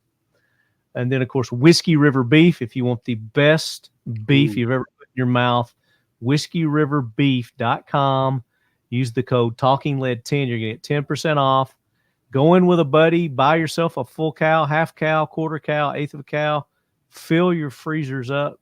It's cheaper than you're going to be able to get at a supermarket with the way the supermarket prices are, and it's 100% more healthy for you. All natural, whiskey mash fed from start to finish beef. So go check it. They got ground beef. They've got steaks. They've got every cut you can think of. Just tell him what you want. He'll send it to you. Shipped right to your door. And then AKLYS Defense. Again, go check them out. Show Joe some love. Joe, I really appreciate you taking the time to be on. And my pleasure. Love to. We're really getting back into the AK stuff pretty hard. So I'll be bugging you a lot. We're going to be seeing more of Joe and AKLYS Defense. We're hoping. Yeah, I think so too. Hoping to. I love AKs. I love AKs. Yeah. So, Leadheads, until the next episode, make sure that you keep them clean, you keep them running, you keep them accurate, and you just keep them. The AK, we love them. We are out. She said she didn't like that thing.